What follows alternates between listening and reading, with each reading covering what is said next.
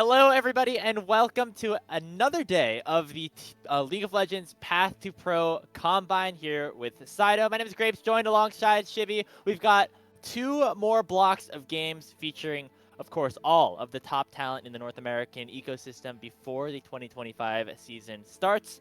Shivy, we've got some fun players here today. So they've already gotten started with draft. It's going to be Team Crimson against Team Dr. Calculus, I believe. So let's start talking about some of these players as the draft unfolds. What are we expecting from these guys? What are the vibes coming into today? Yeah, as we do get some of these like standard bans in, pretty solid champions getting banned. Some of the players I want to talk about, I think the big matchup and the one that I'm the most excited for is Will versus Kryra, the jungle matchup that we have coming into this combine. I think these two players by far have been the most impressive to me individually. Will has constantly been like at the top of the KDA in the stats boards, but Kryra as well. His rise from tier 3 to tier 2 in such a short amount of time and just been able to constantly prove why he's supposed to be here, why he's one of the big players, and why he can be one of the great junglers in tier 2. I think Will versus Kryra is going to be insane. I'm very excited for this matchup, and we already get the Nocturne locked in for, I believe, Will here. Yeah, so we already see the matchup that we're expecting in terms of that jungle being shown here in the draft. Just really quickly for everybody watching at home to go through the full rosters of players on team 1, or the blue team. That's going to be Crimson, Will, Samikin, Scary Jerry, and Kim Down. That team for this block is being coached by Tails. And then on the other side, on the red side, we've got Dr. Calculus, Kryra, Darkwings, and then a bot lane of Sushi and Cryogen Chibi, who are a bunch of younger players. Of course, none of them with tier 2 experience, at least on in-game. Cryogen, of course, was a sub with FlyQuest this summer. So they're going to be playing against some veterans who have placed pretty highly in the NACL over the last couple of years.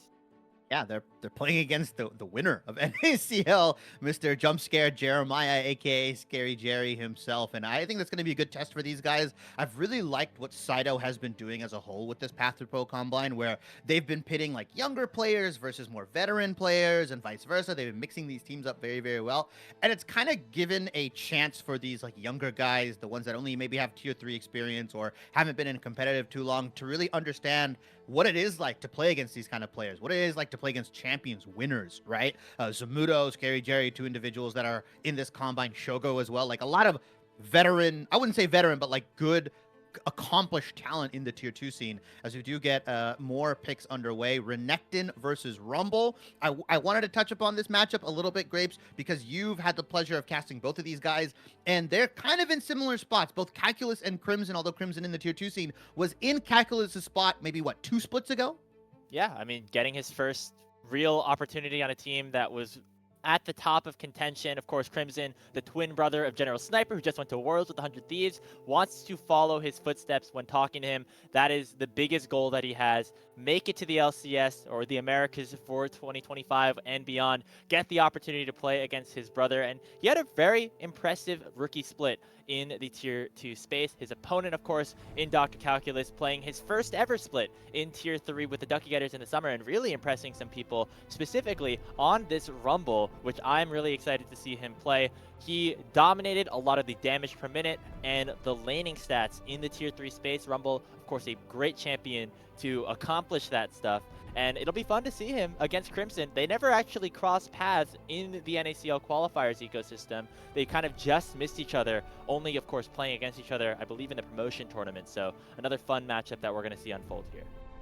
And Team Crimson giving respect where it's earned. Cryogen, in my opinion, has been having a phenomenal combine so far. The guy takes a break from competitive. He's like that old wise sage that like kind of goes away, hermits up, comes back into competitive, and absolutely just has looked phenomenal, in my opinion. Some fantastic rel games when we did the Worlds drafts. He was just on point with these engages. So they're removing the Rakan, they're removing the Alistar. I like the focus at removing some of these big engage kind of champions away from Cryogen. On the other side, respect where it's earned. Unfortunately, Scary Jerry is going to have to play a bit of a more snoozer champion, the Jhin, being locked in for himself. Yeah, he's on Jhin duty, but he'll be pretty okay with the rest of protection that has the other protection that has been given to him in this composition. You have the Orianna shields, you got the Nocturne Ori combo playing with that vision game, and of course Kim down on the Rel, which has been one of his best champions, as well as Cryogen. So a lot of engage in the bot lane as the Leona's going to wrap things up. Just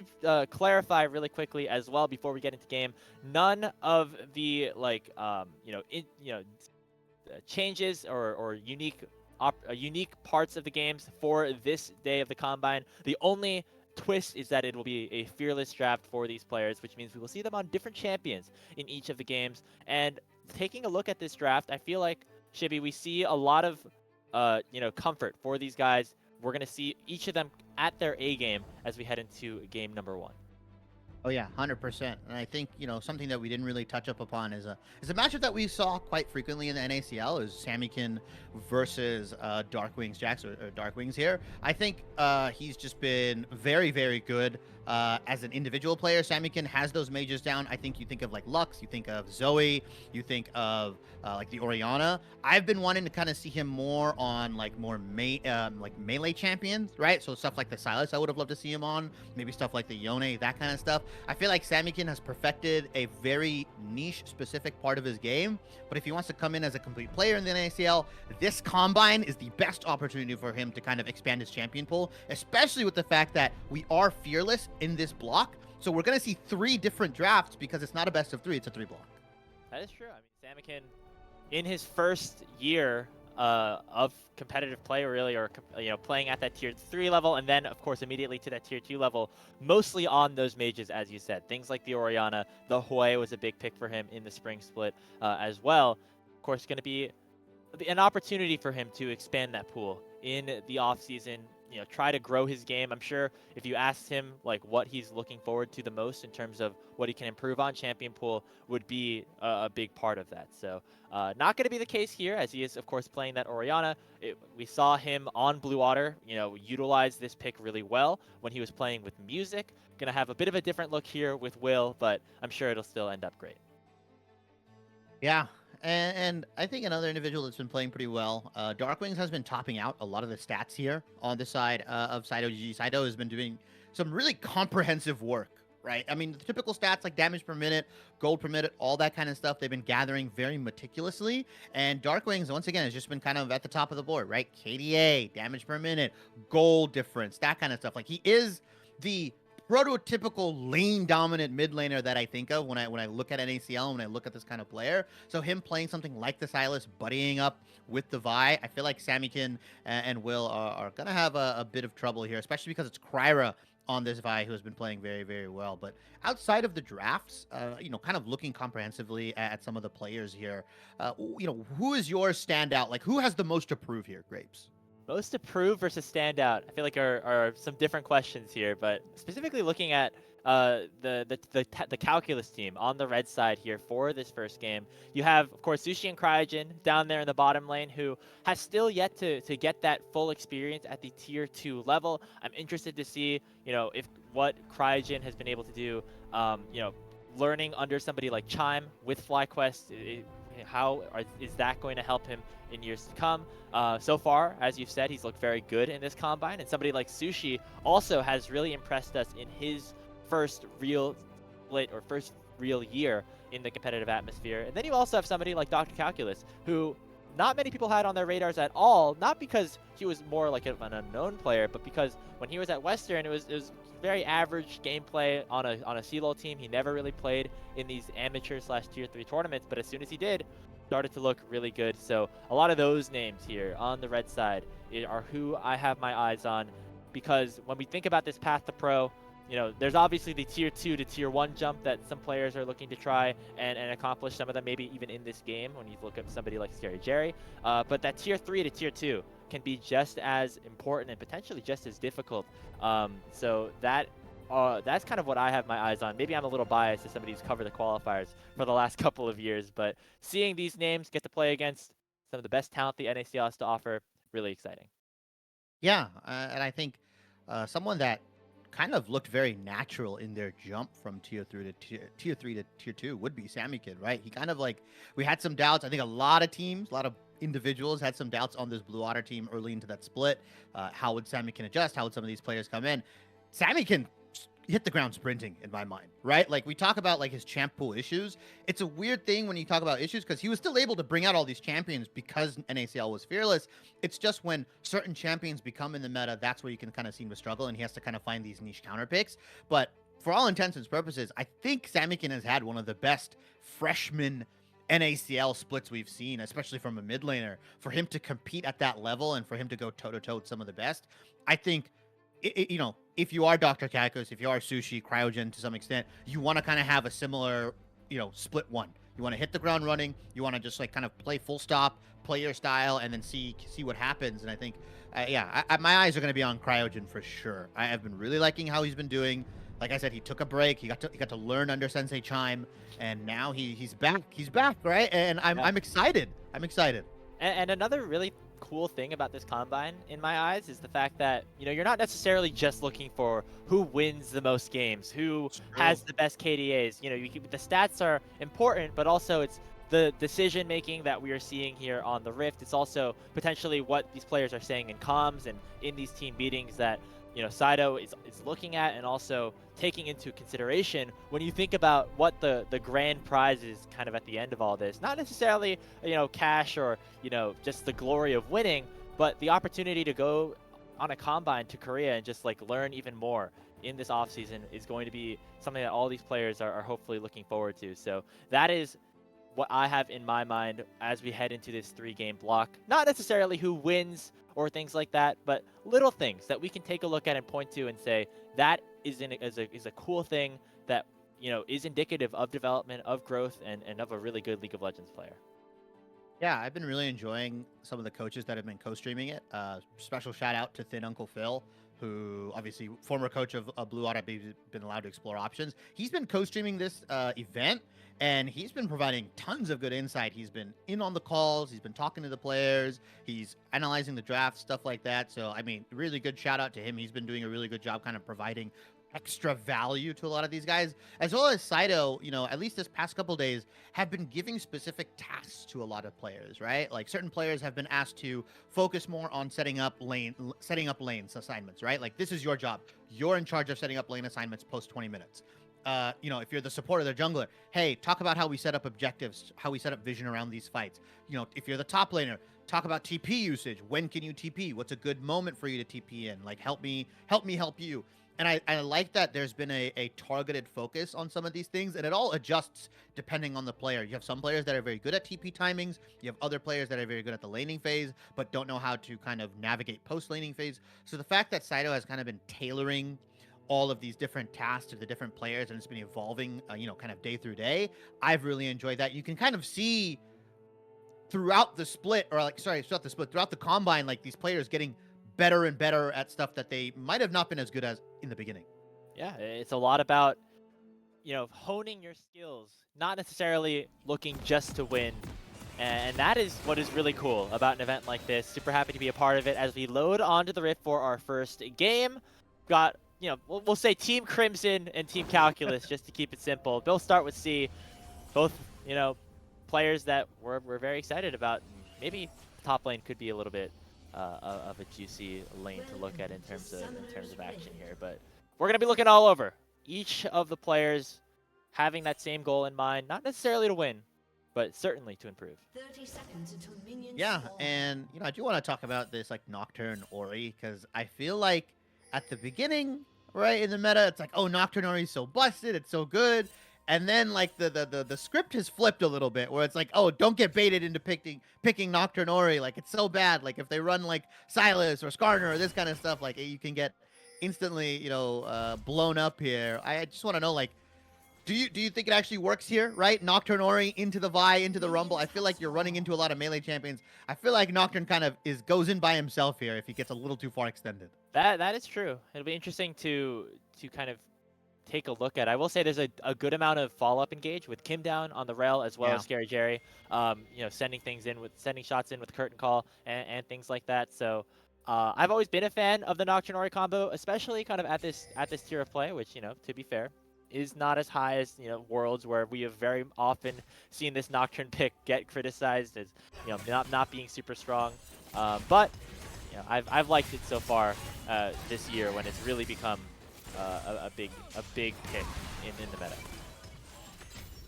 Yeah, as both of these guys are going to be kind of trading aggressively. And one thing to note, every time I've seen Cryogen, he kind of just full sends it like level 1, level 2. This guy like uses his health bar in a very aggressive fashion. Whether he's on the Rakan, the Rel, now the Leona, this guy wants to scrap very early, which I like to see in supports. Yeah, you saw right there. Kim Down did not land the knockup with the first proc of his W. Cryogen forcing him to use both of his potions and now allowing Sushi and himself to hit level 2 first. That's pretty impressive for this young bottom laner. Kim Down and Scary Jerry gonna be at least a little bit more on the defensive side to start this lane off. Not expect them to have this lane pushed that much against somebody like an Ezreal.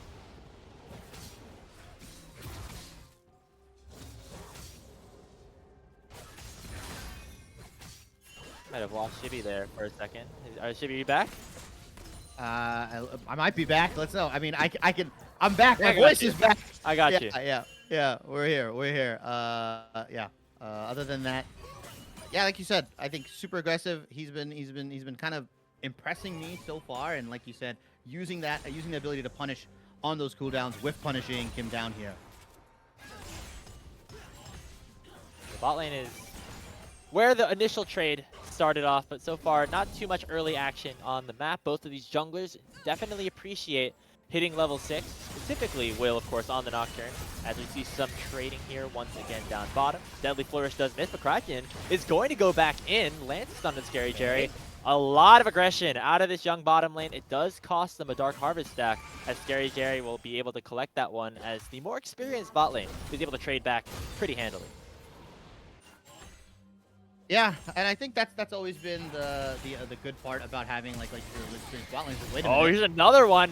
Nice buffer from Kim Down to prevent that Zenith Blade from fully connecting with Kryra in the area. Could have been a bit dangerous, but it also could have sent Cryogen right under the turret. That was a bit up in the air there, how aggressive we wanted that. Yeah, and Kryra kind of been the epitome of right place, right time kind of jungler, right? He's always kind of, you know, been able to either be on the counter gank as I've seen previously, or just like kind of pressuring and using his lane's prio to his advantage here.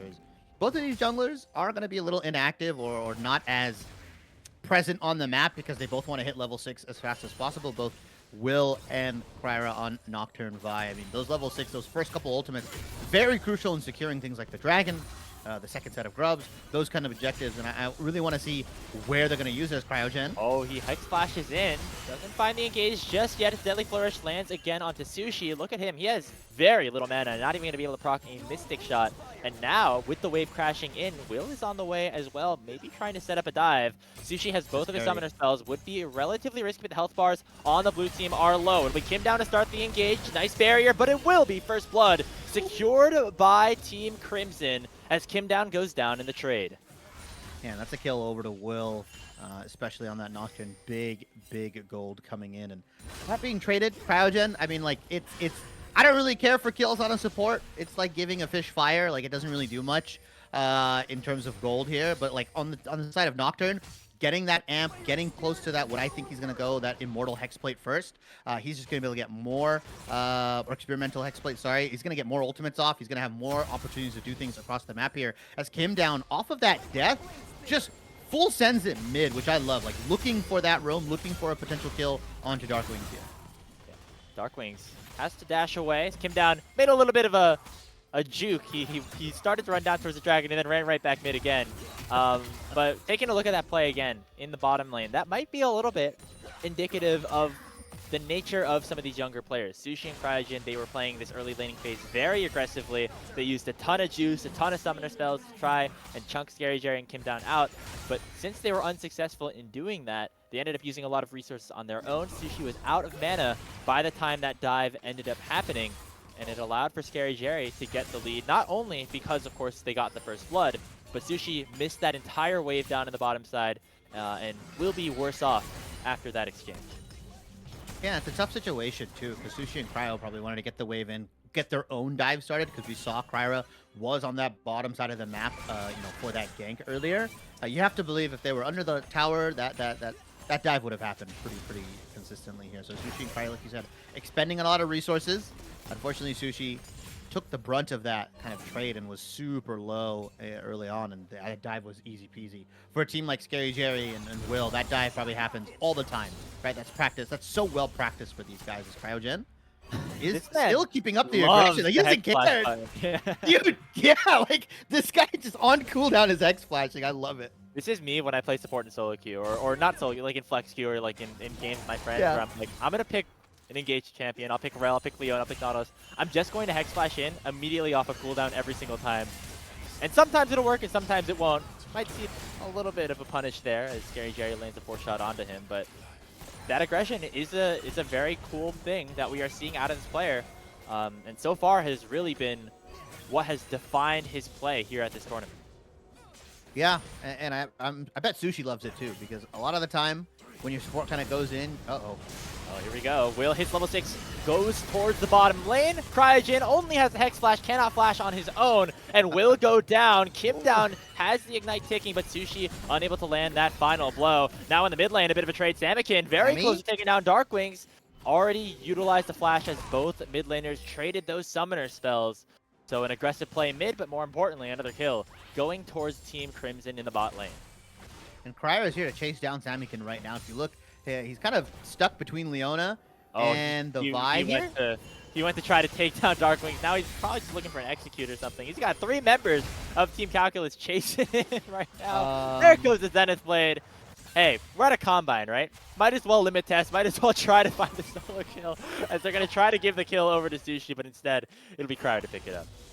I do like that heads up from Cryo to like not just yoink the kill and just be like, all right, I can give it to like my jungler, or I can give it to Sushi here. Yeah, Samikin just unfortunately, after those summoners blown, he tried to get that lane in, and Cryo again, right place, right time, chases him all the way to his own wolf camp, ends up picking up that kill. That's a good kill, especially because Darkwing's on the recall, so he's going to get to lane first. He's going to be able to get this wave shoved in, and that's going to give him a roam time. And I want to see what Darkwing actually does with this extra time that he's been given because of that kill onto Samikin. As bot lanes have ticked level 6, so I think we can start to see things get spicy here. Just a little trade here as Scary Jerry and Kim Down do not want anything to do with this potential engage, with the wave crashing in, and with Kim Down, of course, only at level 5. There's that roam timer you were talking about as Darkwings has an opportunity to just place some vision in the bot side jungle and make everybody just hesitate a little bit in terms of what they want to do in terms of a play as he makes his way back to the mid lane. Earlier in the game, we saw Dragon traded for Grubs, so right now Crimson has that advantage over the top side, and that'll be an interesting thing to watch as we move forward. I think those Grubs are going to spawn in another couple of minutes or so. Yeah, as much as we talked about Crimson and Calculus, these guys have been kind of quiet in the top side. They haven't really been... He built Steel Cap's first item. What is this? Yeah. Respect. No, not respect. Go the damage, man. Go the pen, go the Sork pen. Yeah, they've been kind of quiet up here now too. Yeah, that is true. That is true. Maybe we'll see a fight coming in this next grub spawn. I was for sure we'd see something from these two guys, but I mean, Renekton, Rumble, kind of one of those volatile matchups. Here goes Kim down. Magnastorm nicely buffered by Sushi to utilize the Arcane Shift away. Also play in the mid lane as there comes Kryra using his ultimate as Spider-Man comes swooping in to secure his second kill. Wow, really nice play. All right, that flash getting burned early on gives the opportunity for Kryra to just kind of full send it in the mid lane, and that's what this Vi Silas can do. The moment you get locked down, you're not moving for quite a while here, unfortunately, and a lot of that upfront damage coming in as Darkwings. He's going to pick up that turret plate, and again, has a nice roam timer, although I don't think they should try to dive Crimson. He's got dominance available, and he's Renekton. Like, I'm always hesitant when you dive one of these kind of champions. Like, Renekton, Set, these kind of guys, I feel like they can make dives go very, very south super quickly. Yeah, but you can see the effect of just that pressure that he has. Immediately, as soon as he, went off vision, there were blue pings all across the top side of the map. Yep. Crimson had to be at least a little bit worried that maybe Darkwing was coming back. Instead, it will be him going back to base, picking up a Haunting Guise with the second spawn of Grubs on the way. The blue team, of course, picked up that first spawn. They're going to be the ones to start it up first. But Kryra has something to say about it as he goes for the engage onto Kim down. Here comes the ultimate from Will, also going in. Crimson has that dominance, as you said, and now the red team's getting pretty low. Calculus is going to go down first as all 5 members of Team Crimson are here to make them pay. The force shot picks up a double kill for Scary Jerry as they win the fight around the Grubs. Yeah, and what an unfortunate fight for Dr. Calculus' team there. That ultimate from the Rumble couldn't get as much damage as I thought it would down. And like you said, Dominus comes in, then Will comes in with the Paranoia. Like that dive that came in, especially with both Sushi and Darklings on the backside of that fight, there was actually only 3 members for Dr. Calculus' team to contest that grub. And 5 members of Team Crimson here just absolutely obliterate Dr. Calculus' team here. They pick up the grubs, they get a turret plate for themselves, and I believe they got that bot lane shoving in earlier. So just overall, really good map play from Crimson's team here. Uh-oh, Calculus. Yeah, Zamakin wanted the plate. Might cost him his life as once again, Kryra going onto him with the cease and desist. Overheated is Calculus, and that is Kryra's third kill of this game. That's another fight will erupt, and Scary Jerry was in trouble at the flash over the Baron Pit wall, but that trap was huge. Prevents anybody from trying to close the distance, and it will be Team Crimson getting out with only losing 1.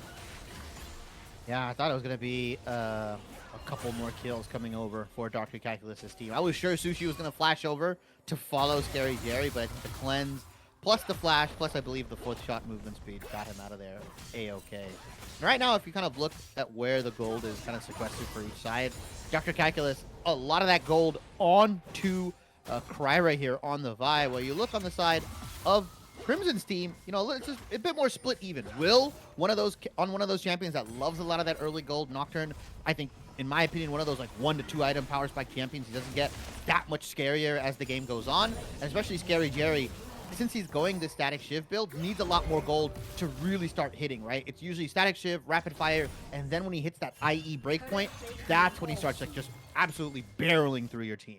Yeah, it's one of those builds that feels really useless, especially when you're behind because you're just waiting for that 3-item spike. Sometimes it never comes.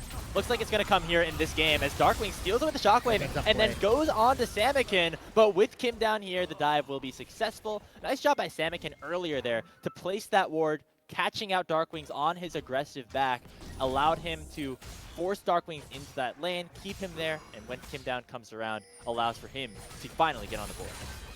Yeah, I respect what Darkwing's tried to do there, right? Clear the wave with the Samakin Stolen Ultimate, see what you can do. The stun comes in, or the root came in from Scary Jerry all the way with that Deadly Flourish, and that was kind of like, you know, you're CC'd forever. Rel, then Jin, and then the Orianna here. As Samakin, like you said, finally gets on the board, is finally getting some more gold into his pockets, kind of had some unfortunate deaths early on, as that kill is going to open up the window for this Herald, as Calculus doesn't have the TP available. Crimson has that TP advantage. So if they look to fight this, they've got to make sure that if they get this resource out of Crimson, they've got to back off. He had no idea he was on that ward. CryJade's going to pick up another kill there with the W. I mean, nothing you can do there. Just all kind of auto procs, so. Yeah. You need a kill. Every now and then you should get rewarded. Good ultimate. And that's actually going to give the opportunity for Herald over to Dr. Calculus' team. That one big kill swings over into the favor of Dr. Calculus' team. That Herald's going to be really crucial with this dragon coming up, because Dr. Calculus has 2 dragons. It's Infernal Soul. They can drop the Herald prior to the dragon to put some pressure in mid lane and give themselves in route, as Calculus and Crimson are just trading blows. Yeah, now they're setting up a dive here as the wave comes under. Scary Jerry with the curtain call as well. Kim down nearly goes down as Calculus was almost able to burn him to a crisp. But it will be the blue team picking up another kill. They get a turret as Darkwings will trade one back on the top side. And I hate to say it here, but I feel like, is Will? Oh no! that's the combo not as you might have wanted to see it. Looks like they're still going to get the kill as Will goes on a killing spree, but just a little bit untimed, missed timing right there with the Nocturne Ori. It's harder than it looks. I'll say that. It's definitely a little harder than it looks. I've never before, so you know I've never played this combo in my life. At least one of the 2 champions. So I don't know how hard it is. So I could just critique from afar. Yeah. No, but I definitely, as I was gonna point out to, I hate to say it, but I feel like the experience on the side of Team Crimson's have allowed them to facilitate more successful dives, right? Top lane one, the bottom lane one now. They've gotten like 3 or 4 dives off of just really good team play. And I feel like that's just because you have Scary Jerry, you have Samikin, you've got Will and Crimson, like all guys came down. I think this is like a team that has all played at the tier 2 level or plays at the tier 2 level. So those dives are much more automatic. It's much more easily recognizable. Or for players like Sushi, Cryogen, Dr. Calculus, that stuff isn't consistently happening at the tier 3 level. So it's hard to kind of fight against it if you've never really played against it. As we do see some aggression to this bot side, although Will and Samikin are here, Kim Down is coming as well. So this dive, not going to happen. Yeah, I think I have to agree with you a little bit there, Shibby. What Team Crimson has been able to do is set up very coordinated positions around the map. Like, you know, set things up. I think back to that fight around the Grubs, where all 5 of them got there very quick before Calculus's team could do anything about it. And we're seeing it a little bit on display here, as you know, right now Crimson's team has 3,000 gold leaders. So looking for a play here on to Crimson himself, pops the dominance, and now all 5 of Calculus's team coming in to make the Croc pay, as he will go down. In comes that Nocturne Ori, will land successfully on the Calculus. He's just forced to flash away as the curtain call will open up. Kim Down does not land the Shattering Strike onto Sushi, and so it will just be that 1 kill once more. 40 seconds till this dragon comes up. Even though Crimson goes down here, a lot of that damage that came in from that, I would say, like follow-up or counter-engage, I guess, from Crimson, Team Crimson, has allowed these guys to get their first inside track onto this dragon here. They've cleared out a little bit of vision, but look, Calculus's team has placed a lot of deep vision thanks to Cryogen and the rest of the gang. They've got that red buff warded up. They've got the entrance into the lane as well. They're just now clearing out the specific dragon area, but those wards near Raptors and the wards near red buff have not been cleared out. And so there's a good flank angle for Darkwings if he opts in to take it. We'll see if they decide to go super aggressive, because they are up 2-0 in terms of the Drakes, but I feel like Kryra wants to go for a fight. He's posturing aggressively here as he gets spotted out by the command dissonance of Samikin. So the blue team's going to retain their mid lane prio, make their way towards the dragon. And now here comes the question, does Calculus' team want to go in? Well, we do see Darkwings on a potential pinch. He's actually just going to TP right in. Yeah, Cryogen takes so much damage and then just flashes away. A-OK forces another flash out of Crimson as Sushi picks up the kill on the Kim Down. Darkwings utilizing that teleport beautifully, allowing for his team to pick up this team fight win, at least for now. He dashes in onto Crimson, will allow another kill to go over, and Cryogen trying to catch out Samikin. He's now in a little bit of trouble with the shot. He only finds 2. Nice flash from Kryra, but it will not matter. Samikin's got himself a double kill. He doesn't have a ton of mana, so will likely go down to 1 more spell cast by Sushi. But what a valiant effort it was from Samikin, as he will finally drop. Hey, Dragon doesn't go down. That is a win if you are Team Crimson. Yeah, after how that fight started, Team Crimson, specifically Samikin, just putting on the blue suede shoes, flash for flash, hits a massive shockwave onto both Sushi and Kryra here. It's delaying that dragon. So at minimum, Grapes, we're going to get another fight for this dragon here, as you want to believe Dr. Calculus' team wants to push for this Dragon Soul early. It's Infernal Soul. It's a good win condition. They've been down in gold pretty much the entire game here. But those Infernal Dragons and then Infernal Soul will definitely even up. Darkwing still has the Rel ultimate. Soul and Magnustorm could do a decent amount in terms of engage for his team, as he just spots out Crimson, chunks him out a little bit, and will force himself back to the bottom lane. Dragon still hasn't been taken, but it looks like both teams desperately want to pick it up. So right back to the pit we go. This time it's Calculus' squad starting this dragon up. Darkwings hasn't been able to reset, so he has a little bit of mana and health issues here. Doesn't even have an ultimate available, but he's just 1v1ing Crimson on the side. He doesn't care! Spotted on a ward, so Darkwings make sure that flank cannot happen. Very similarly to what we saw a little bit earlier with Crimson. He's gonna go for these, plays, but he's spotted on ward, spotted on vision, unable to allow them to happen. And so it will be the 3rd dragon picked up for Team Calculus, as it looks like Team Crimson will pick up a mid lane tower in response. I respect that, and I've really enjoyed how certain teams have been just better at trading gold for objectives. Like, cross-mapping is kind of the term that a lot of people use, but just, saying, hey, we don't have credence on this dragon. We have no way to get in. Let's get as much gold on the map as possible. Let's get as strong as possible before the next big objective, right? Let's not just kind of like watch the objective be taken and do nothing with it. I think that's a problem that's happened a lot throughout both tier 3 and tier 2. And I like how teams have been kind of evolving and players have been realizing, hey, we don't have to just watch the dragon go and like hope for a fight. We can take mid tier 1, pressure mid tier 2, force them to lose a lot of gold, force some sort of trade on the map here, as the gold still about 2,000 in the favor of Team Crimson here, but it feels like that gold lead is virtually non-existent the way Dr. Calculus' team has been kind of strong-arming their way into these fights. Yeah, I mean, Dark Wings, I think, was massive in both of those last engages around the Dragon. First, it was a TP, then it was forcing Crimson away from a flank of his own, you know, forcing him out of the fight and just making that fight not happen at all, right? Like, nobody ended up really going down, and you know, you go back to that decision from Team Crimson to go for that mid lane tower instead. That is something I feel like we don't often see at the tier 3 level, at least when I've been covering it. Yeah. It's normally just a lot of full sending it for the objectives, trying to 50-50 a fight. You can get stuff other than the dragon if your opponent is focused on taking the dragon. So really nicely done by the blue team right there. Really?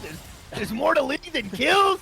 Oh, man! You fooled me there, but yeah, I like this as well. Oh, Kim down. Yeah, I think he might be a little bit caught out here. Will using the paranoia to get in onto Darkwings, but there is just not a ton of follow-up just in terms of damage after Kim down went in, maybe against his will a little bit. It'll be Crimson going down again, a double kill over to Sushi, and look at Darkwings once again just buying so much space and dealing a ton of damage. The equalizer over the top will result in a shutdown go in the way of Calculus, and it looks like Team Calculus has gotten themselves right back into this game. They win the fight, they're now up in gold, and it looks like they're headed to Baron. Yeah, and unfortunately, just the members that you need to be strong just haven't been able to really participate in some of these fights, right? Samikin and Will just haven't been able to link up on this Nocturne Ori combo as we like look to expect. They hit that one combo, I believe, onto Calculus a couple fights ago, but other than that, just haven't been able to get that really big, like 80 carry Nocturne Ori combo onto the Ezreal or onto Darkwing, right? They just haven't been able to execute, and that's where a lot of their damage is front-loaded in, especially because Scary Jerry hasn't hit that third item. He's not opting in for the static rapid fire. Instead, he's going static shiv, collector, and then he's going to build LDR. So still needs that 3-item spike, but just hasn't been able to participate in these fights because Dr. Calculus' team are just bulldozing through the front line that we thought Team Crimson had, right? Renekton and Rel are almost always the first two to go down, and once that happens, you can't really do anything after. And both times that we've seen a big fight go the way of Team Calculus, it was those primary engaged threats on the other side getting caught out before the rest of their team was ready to fight. Whether it was Crimson getting spot on a ward while he was looking for a flank, or of course there, Kim down just going a little bit too far. I don't even know exactly what his goal was there. I think it was just kind of harass and everything, and then the whole squad comes out. It's like you're like bullying some guy, like you're like one of those, you know, like in our like. Trying to think of a good analogy here. Like you're like I can tell you weren't a bully, Grapes. I can tell you we're a very nice guy. No, you're picking on the little guy here. It was like the supports like kind of fighting each other, and then like the whole squad pulls up, and then yeah. Hey, I shouldn't have been doing all that. Yeah, it's like getting into a fight with the Simone family. It's one guy and then 5 people come in. It's like, oh, holy crap! Wait a minute.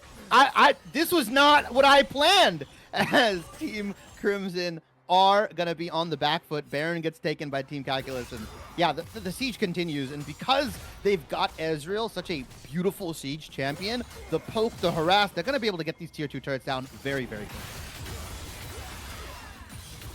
Haven't gotten any of them down just yet, as there's about a minute and change left on this Baron buff. Looks like a reset was deployed for just a couple of these members as they have the Soul Dragon set up. Maybe the goal for Team Calculus is not to go for these inner towers, but instead to just try to pick up that soul with the power that they have potentially in the mid lane. Utilizing the Baron push, try to get power in the mid side. Will goes in, Nocturne Ori combo once again does not connect thanks to a nice stopwatch out of Darkwings, and that might just be the signal for them to continue to go in. Already 2 are dead. Ultimate from Kryra lands on a Scary Jerry. He's forced to flash out, and Darkwing's going to continue his reign of terror. Lane. It's a triple kill, and he's continuing to press down onto Samikin. It'll be Team Calculus picking up 4 kills for the price of none as they're looking to break open the base in the mid lane. death timers are still kind of short. We're at 25 minutes into the game, but crucially, Kim Down is the only one that's going to be up very soon. I want to see them go for the end, push it. Why not see how far you can get? Yeah. Baron up minions too, at least for the next 10 seconds. Samikin cannot clear those out very effectively. Kim Down landed his crash down. Will it be enough though? The towers already took down Kryra. The second Nexus tower is low. They will barely not be able to open up the Nexus, and now they are on the retreat. Team Crimson going to pick up a nice response. Will dives in onto Darkwings, and they will get 3, if not more. Sushi, though, still alive, still has a ton of mana and a lot of damage. Can potentially make something happen here. He flashes away from the Shattering Strike. Looks for more, but the Deadly Flourish at the very, very tip, because that's all that matters, baby. A shutdown over to Samikin, and they turn things around as they make their way towards the Drake. So there are 2 paths there for Dr. Calculus's team, right?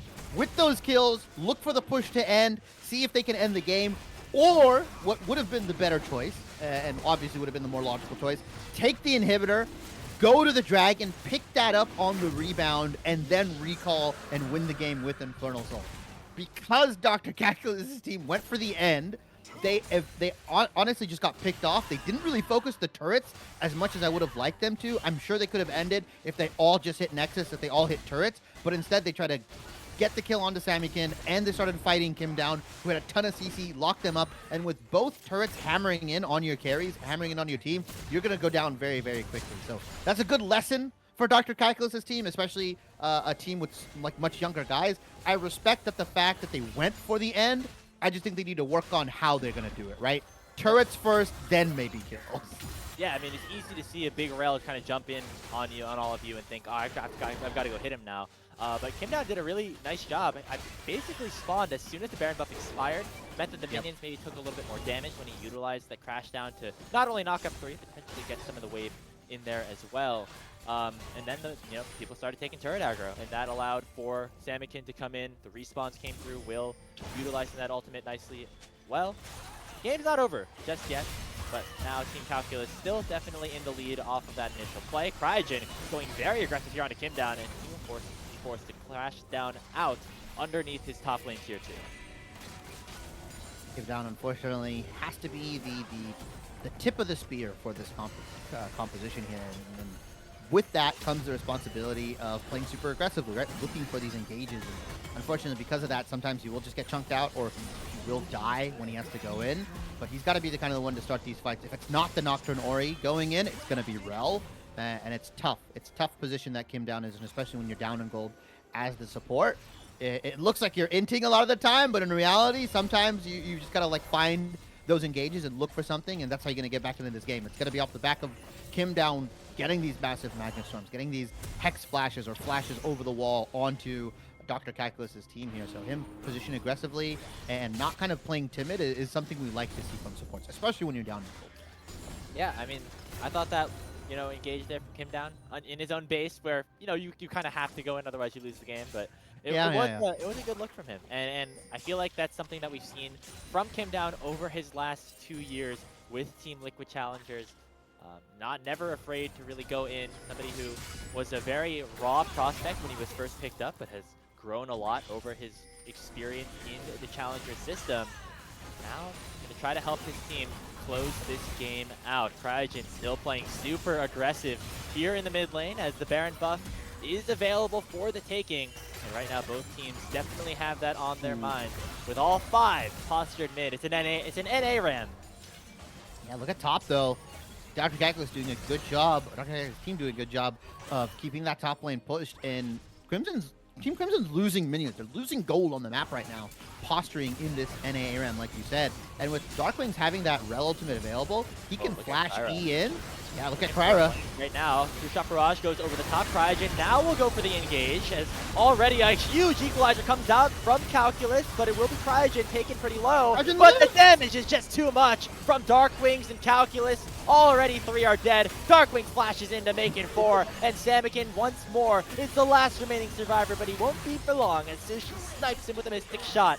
It was Team Crimson who started the game off hot, but Team Calculus at the end of the day are going to march in to the base, take down the Nexus, and win this first game. a good look from the younger, inexperienced squad, I will say, on team Dr. Calculus's team here. I mean, very, very good.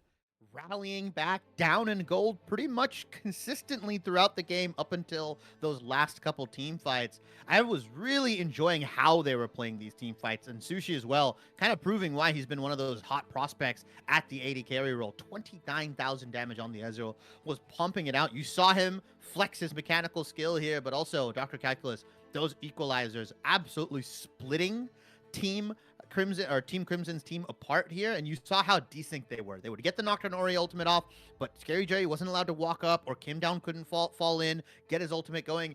I never really saw like the dream team fight scenario that this composition was supposed to do. It always felt that they were a little fractured. Even at that top lane Grubs fight, that was more of a numbers advantage rather than a 5v5 like composition execution from them.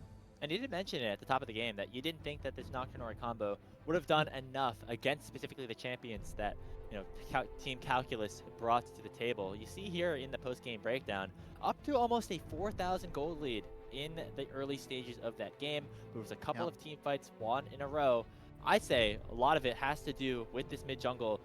You know, Kryra finding really nice engages, and I think Darkwings played exceptionally well, specifically in those last couple of team fights. Yeah, Darkwings.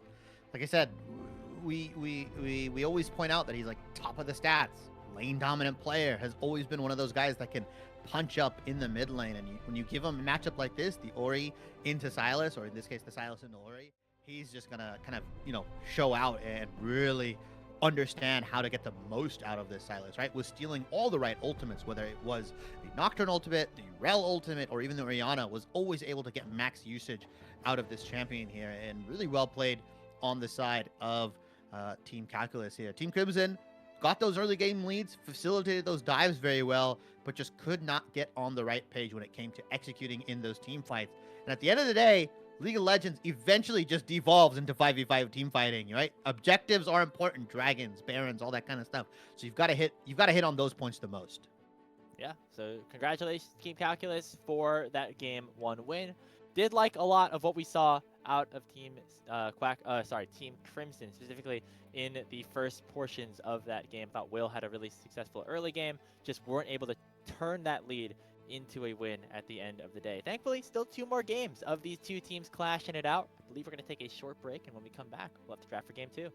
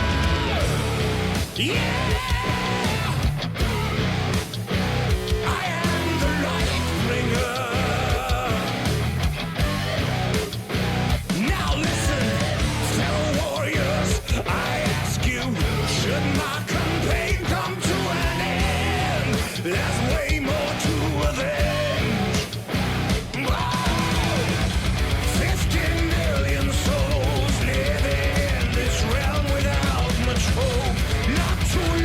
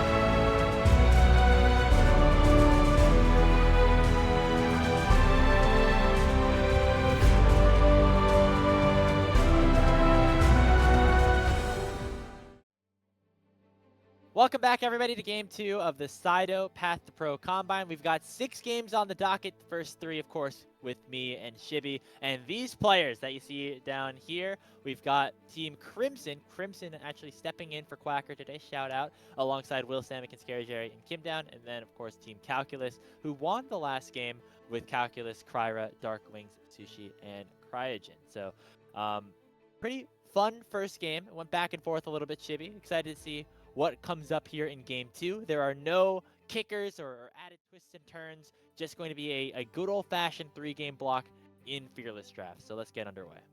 Yeah, and I believe the champions that were picked last time around, like you said, Fearless is not available. If you want to run down, so no Nocturnori, some of the big champions off the table, so you guys can't see. No Nocturnori available for the rest of this 3 block. No Rumble, no Renekton, no Leona, Rel, Jin, Ezreal. I think those are all the champions I got. Oh, Orianna and Silas were the other 2, and Vi as well. I think I got all the champions that are not available here. And Corki has been banned away, and that champion is kind of busted right now in the bot lane. I'm very happy that we're not going to see it because he's super interactive. He's super unfun to play against right now. But with those bans underway, or with those champions being taken away because of the Fearless format, now we've got to see some of these guys dig in a little bit into their champion pools, right? Because obviously the Zoe and the Aurora being banned away, those are like Samikin bans. Like the big thing for me has always been, like, what is Samikin going to play as? The Ashe does get locked in. I believe sides have swapped here, Yep. so that should be Sushi on the Ashe. And Scary Jerry, he has experience on the Ziggs. I actually don't mind him on Ziggs. He's played it a lot. He played it in an ACL. That was one of the champions that he was able to kind of pick up throughout the season, and I think he's like probably one of the better Ziggs in tier 2. Yeah, Ziggs, I feel like that was one of those picks, like back when CeeLo was like one of those where you were just kind of, where you're stomping kids in, you know, in the first rounds, because, you know, Maryville and the other teams are diamond average, things like that. I feel like Ziggs Wake Forest or something. Yeah, exactly. Ziggs is a good champion at that. He can kill the towers fast. I feel like Scary Jerry has utilized that experience relatively well, much like his former or his predecessor, at least in terms of a player at Maryville and APA. Looks like that's going to be paired alongside the Ari coming in from Dark Wings, and we'll see what Samikin has to offer on the other side. Oh wait, no, sides are swapped. I'm Swap. Yeah. I'm losing. Yeah, Okay. you're right. Samikin on the Ari here. Ari being locked in. No reset champions unless they want to go for the Viego Ari, which I personally love that. I love when Ari's paired up with that champion because of how like stompy those team fights can become once they get that first kill. A lot of AP, like you said, on the side of Team Crimson here with the Ziggs and the Ari, but nice pickup. I like this. Dissuades any more like dash-orientated champions, right? That we could see with the Talia pickup. Will be interesting to see if it actually goes into the mid lane or if it goes into the jungle. But I guess my question will be answered right now if this in gets locked in. Yeah, I was gonna say Kryra, definitely can play that Talia. However, Dark Wings very very good on this champion as well. Scary Yes. Jerry's gonna remember that very well as he lost to it a couple of times in Boise, Idaho, in the CLOL Grand Final. So, good pickup here for Dark Wings. It's a nice 2v2 in the mid jungle that they have set themselves up with. Another Dash champion actually coming through for Team Crimson as well. Picks up his signature Jarvan. We saw a ton of this in the open qualifiers with him on Pulsar. Yeah, and when I casted Will last time with Slayer, there's apparently been this like narrative of like, oh, there's Spring Will, there's Summer Will, but now we're in the Winter Will. And like Winter Will, We yeah, haven't seen this Winter, before. yeah, Winter Will apparently has been popping off right now and on this combine. So putting him on a champion like this, more proactive, right? The Nocturne is a little bit underactive. You've got to wait till level 6. You got to really pick and choose your engages. Not that I'm saying you don't have to do it with the Jarvan, but you kind of can just sling the flag and drag and nothing really happens. You can kind of get a way more committal and you can get a lot more usage out of this. And I like the match, especially Xin Zhao into Jarvan or Jarvan into Xin Zhao. Both of these champions very, very good at getting stuff done early. Yeah, Will on Pulsar. I've had a very strong first tournament. Then, him didn't look as good in the second open qualifier with Pulsar as their team did not make it out of the quarterfinals, but thankfully for them, had enough points to, of course, qualify into the promotion tournament. And then I think we saw Will taking another big step. Him and Ariandel really looking solid for that team, who seemed like they were not going to be super impressive, at least in that promotion tournament, but ended up shocking everybody, finishing as the top team in terms of the qualifier teams, ending up in that final matchup, of course, against AOE Esports. So for Will, a bit of an up and down summer split, as he, of course, spent the first split in the NACL, as now some interesting support picks potentially out here. I know this Thresh is a bit of a Cryogen special. I'd be thrilled if we can see this one locked in, and it looks like we're going to see it happen. Ooh, we're in for a treat. Cryogen has been teasing us all combined with this pick. I'm glad we get to see the Thresh coming out. I'm glad I get to see it finally. Like I said, I can't sing enough praises for this guy, especially because it's so impressive that he took that competitive split off, or like kind of was stashed away by FlyQuest, like a rare Pokemon card. Now that he's back in, he's playing very, very well, and he's gonna have to be on point because those headbutt pulverizes are going to be very dependent on whether Cryogen gets those flays off during the headbutt, right? It has to be during the wind-up animation. He's got to kind of predict it a little bit. You can react depending on the ping. So it will be interesting to see how many flays he gets off and how many engages he denies, because there's also a Jarvan on the enemy team, and you can deny the flag and drag. So Cryogen is going to have a bevy of abilities to deny here, but I like this final pick coming in, the Olaf. Absolutely going to run amok against Talia, against Thresh, against all these kind of champions. Yeah, and a pretty good matchup into Cassante as well, especially as you get later on into the game, pick up some more items, and of course get that Ragnarok at level 6, denies a lot of the crowd control. Crimson in for a good time. This is definitely a champion we've seen him perform very well on in his short time in the competitive landscape, and something that, kind of encapsulates his playstyle a lot. Just do a lot of damage, run in, kill people. We saw him on the Renekton, and then it's the other things like the Aatrox, and even the Yasuo and Yone, which are the champions that he grew up on and became very solid with, reaching those high ranks of solo queue when he was very, very young. Now on this pick, like the Olaf, gonna try to wreak some havoc in this second game. Yeah, and top lane, funnily enough, last game was not as spicy as we thought it would be. It was the Renekton and the Rumble matchup. We thought some kills would be coming out. We thought a lot of early trading would be coming in, but these guys kind of played the laning phase very, I'm not going to say safe, but controlled, right? Like they were very aware of what was happening and they weren't like trying to misplay. And, you know, I think maybe we'll get a different look from Crimson specifically on this Olaf, who is on one of those champions that really needs to be lane dominant, that really needs to get ahead and get turret plates and affect the map here.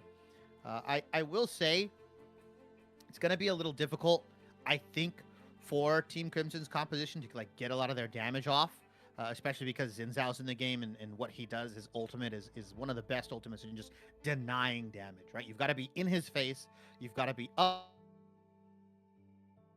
And Ari, they like to play the range Lee-Sin game, right? They don't like to get super close up in front of your face here. So it's going to be a little bit of a desync, I think, on this composition, especially because like Ari, Jarvan, Olaf are all going to go in, but obviously Ziggs and Alistar is going to go in as well, but Ziggs is going to be playing that long range game, and if he can deny a lot of that damage, a lot of those bouncing bombs, stuff like that, especially it's the fact that Ziggs also likes to take TP into these lanes. If he doesn't take cleanse, there's a big opportunity for Sushi and Cryogen to punish Scary Jerry on repeat.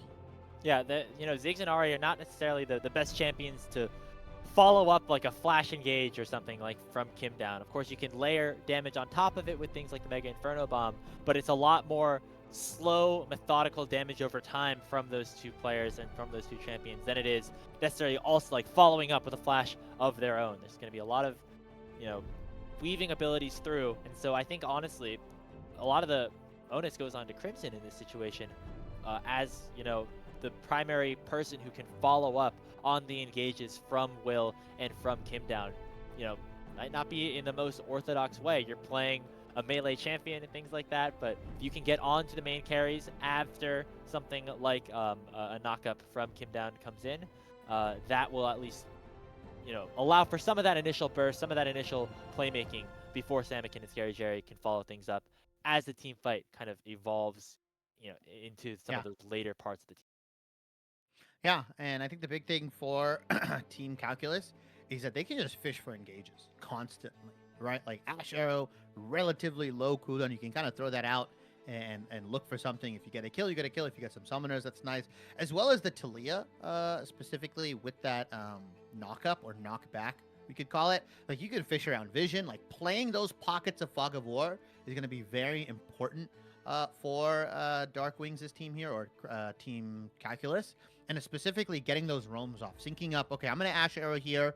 Dark Wings, can you come down with the Talia wall? Like, we're going to force something bottom lane. It's going to be on them to kind of force some of these early dives and some of these big rotations. Whereas last game, it was really Team Crimson getting those numbers advantages, diving bot lane, diving top lane, right? Constantly being able to punish side waves and who's matching where and where the lane assignments are. They got to those early game leads, but they couldn't execute on the 5v5. It feels like the script has flipped a little bit, and now Team Calculus's team has to kind of get those early game dives going, use their mobility, while on the side of Team Crimson, these 5v5 team fights, executing on these engages are going to be what's going to make or break this composition. Yeah, 100% agree. Definitely also looking at the mid jungle specifically for that squad, for Team Calculus. It's going to be up to Will and Dark Wings to create plays on the map together. Now when Dark Wings is on the Silas, you have push in certain instances, but there's not necessarily that global ultimate that you can use. Dark Wings specifically has an ability that can be utilized to force engages and go for these roams. So with an early game jungler like Will, that is something that I think will be an interesting thing to watch, especially in this bottom lane here, where Sushi and Cryogen should be having a decent time in the laning phase.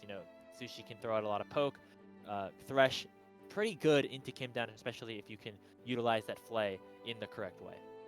Yeah, and it's interesting. I don't actually expect Kim down to be in this lane too much, right? At least up until level 6, where he kind of has to be there to help Scary Jerry in case an arrow comes out. Like, Zig's one of those super uninteractive champions. Surprisingly, seeing Scary Jerry on it. Jin game 1, Zig's game 2. These are not like Scary Jerry champions in my mind, right? A guy that like kind of forged his namesake at least this split and this year, kind of completing his game, being both dominant in lane and outside of lane, is on something a lot more uninteractive, a lot more kind of like, hey, I'm going to scale up. I'm gonna come to these team fights. I'm gonna land all my bouncing bombs and land all my abilities and hope that you're gonna die. Whereas like Sushi and Cryogen are on something a bit more proactive, are on something that, you know, has to look for these engages, has to look for these fights. And if we know anything, Cryogen is one of those guys that is just gonna get super aggressive early. We'll see how aggressive he can get on the Thresh. I guess level 1 against an Alistar, definitely a decent time to do that, specifically because, of course, you don't have that headbutt pulverized combo. We're in a game 2. Slight pause before we get things started, but taking a look around really quickly, interesting to note, 3 teleports on both sides, as both bot laners opting to take that spell. We kick off game number 2 of this first block of the Combine. Reminder that we'll be starting the second block at about 8 p.m. Eastern, or basically after this first block ends. Some new players, some new casters, some new production in here, but still all the same. Watching some young prospects go at it here in the offseason for that potential spot at an in-person Combine later this year. Welcome to Yeah, so you get Summoner's Rift. that slight pause bug that comes in from the spectator side as we're going to get into this game here. And yeah, this is what a lot of AD carries have been doing when they see the Ziggs. They just match TP for TP now. So that Ziggs can't get any like tempo advantage. They can't just like back off of a really good wave and come back with like a lost chapter and just lock you into lane. Crimson is going to actually burn the ghost here. Very afraid of Cryogen. Yeah, and you know, that summoner spell recently got nerfed, so it's going to be a longer cooldown than it was a couple of patches ago. That's certainly a win for Team Calculus here, as they're going to go back to Minions have spawned. reset it up. Looks like the bottom lane are going to be making their way back down and potentially helping Kryra set up that leash on the red buff. Now, it looks like Team Crimson stacking S5 a little bit. Are we going to see some sort of shenanigans, like a lane swap happening here? It looks like we might with Jerry and Kim down, moving their way towards the top side. Yeah, I like this. Will be interesting though. Oh, look at Kim down. Oh. Okay. Dark Wings. It takes a big chunk of damage. It's a little underwhelming when it's a level 1 Alistar coming at you there. Kind of just yeets you away, tries to deny you a CS or two, but he's going to be chilling here for a little bit, looks like. Yeah, and it's really interesting because I've seen different variations of these lane swaps. I've seen the one where the support and the top laner is in the top side with the AD carries being bottom lane. I've seen obviously the typical one where you see like AD carry and support. But I think this is the first time I've seen both the AD carry and the top laner pushing down a lane. Also leaving Sushi to his own devices in that bottom lane. Gonna pick up a ton of gold here. Dodging out, I guess, on the Cassante Olaf matchup or even the Thresh Ashe matchup here. I like this from Crimson, Team Crimson here. Just trying to make things a little bit more chaotic and a little bit more hectic. If I had to guess, it probably would be to avoid this bot lane 2v2. You know, Ashe early game, very, very strong with the volleys. As we said, Thresh, kind of that natural counter to the Alistar as well. We'll see how long they stay in this formation, as it looks like now it'll be Crimson teleporting to the bottom lane to join Kim down. So we're just going to be seeing Scary Jerry for the moment farming on his own on the top side. Cryogen landing a nice death sentence as he procs level 3. So looks like right now we're going to see a little bit of what we call uninteractive gaming for the next couple of minutes, as these lane swaps will kind of just unfold, allow for each team to get resources into the players that they deem fit. Yeah, and that's the kind of the more prototypical top support in a lane. Kind of the support, in this case, Kim down, trying to make sure Crimson gets as much CS as possible. Although Dr. Cataclysm is not going to have a fun time laning into that Ziggs. Melee into Ziggs is just horrible to play against. And there might be a dive potentially onto Dr. Cataclysm here. Although Kryra is in the vicinity, they're going to fight over this top crab. Oh yeah, looks like Will potentially looking for something there, as here we go. Hook lands on to Crimson, as he's got to be careful not to get too low in this situation. Looks like Will and Kryra have both dinged level 4.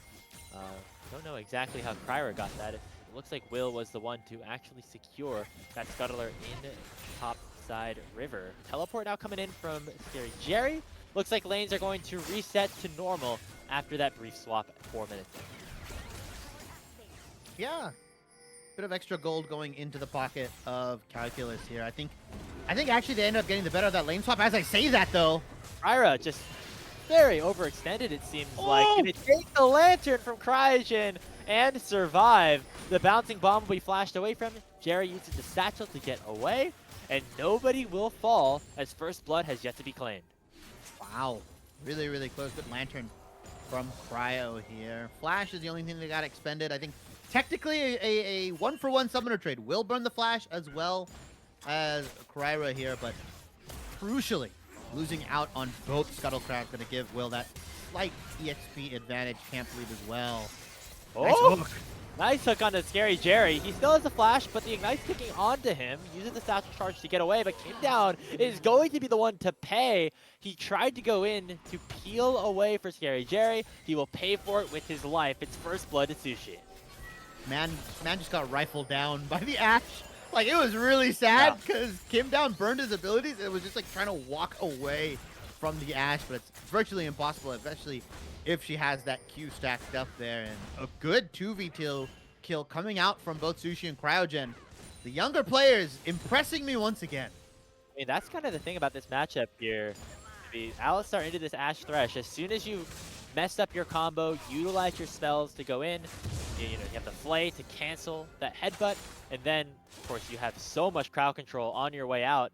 And on the Alistar, not a ton of escape potential, especially after you use the headbutt to go in, as he just ate a ton of arrows to the back, ended up going down. Of course, Scary Jerry, part of that as well, able to do enough damage.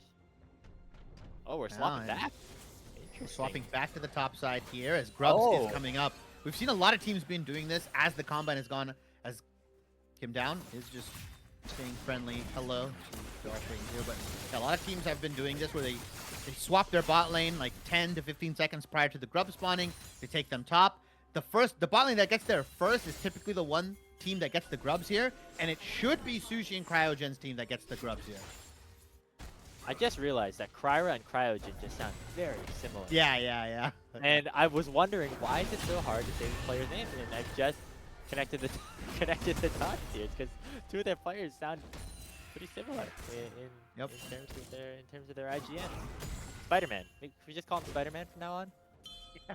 I don't know. Aaron might have something to say against that. So that is true. Like I can't think of a player named Spider-Man that is not Aaron here. It's another quick glance onto Jerry. Cryogen's been finding some nice death sentences here in a trailer game.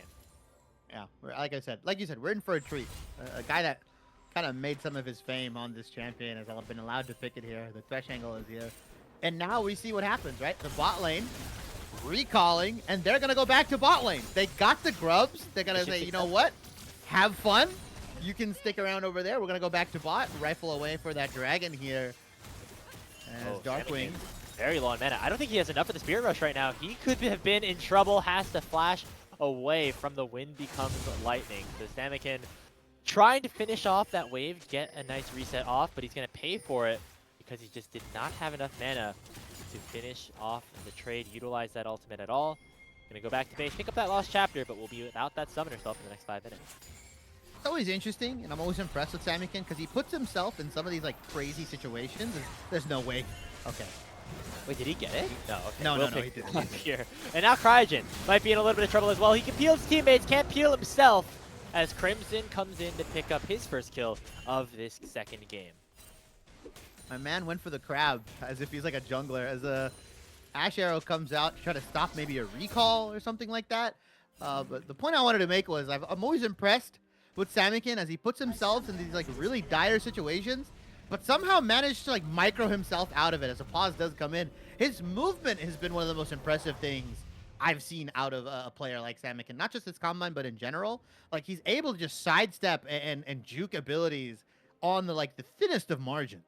Yeah, I mean, I guess playing the Zoe a lot, you don't. I guess so. You gotta. The jukes are kind of part of the kit, right? Because you have the portal jumps. You have to send out a lot of skill shots as well, so you're familiar with like how dodge patterns work with other people. I'm just theorizing here a little bit here, as we are in a bit of a pause right now. Taking a look at the game state overall, it's about a 500 goal lead for Team Calculus. However, basically all of that is just, in terms of that farm in the top side, maybe even just a little bit. I mean, it's a very close game right now as we are even in kills. The Grubs for Team Calculus helps out a bit. But we're just going to sit back here and wait to see if this issue resolves.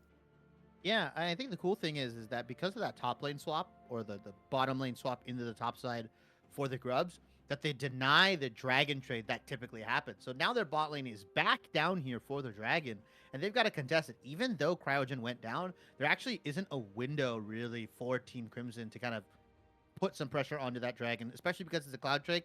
I don't know if it's a subconscious thing or if it's just like if it's like it's a settled upon thing.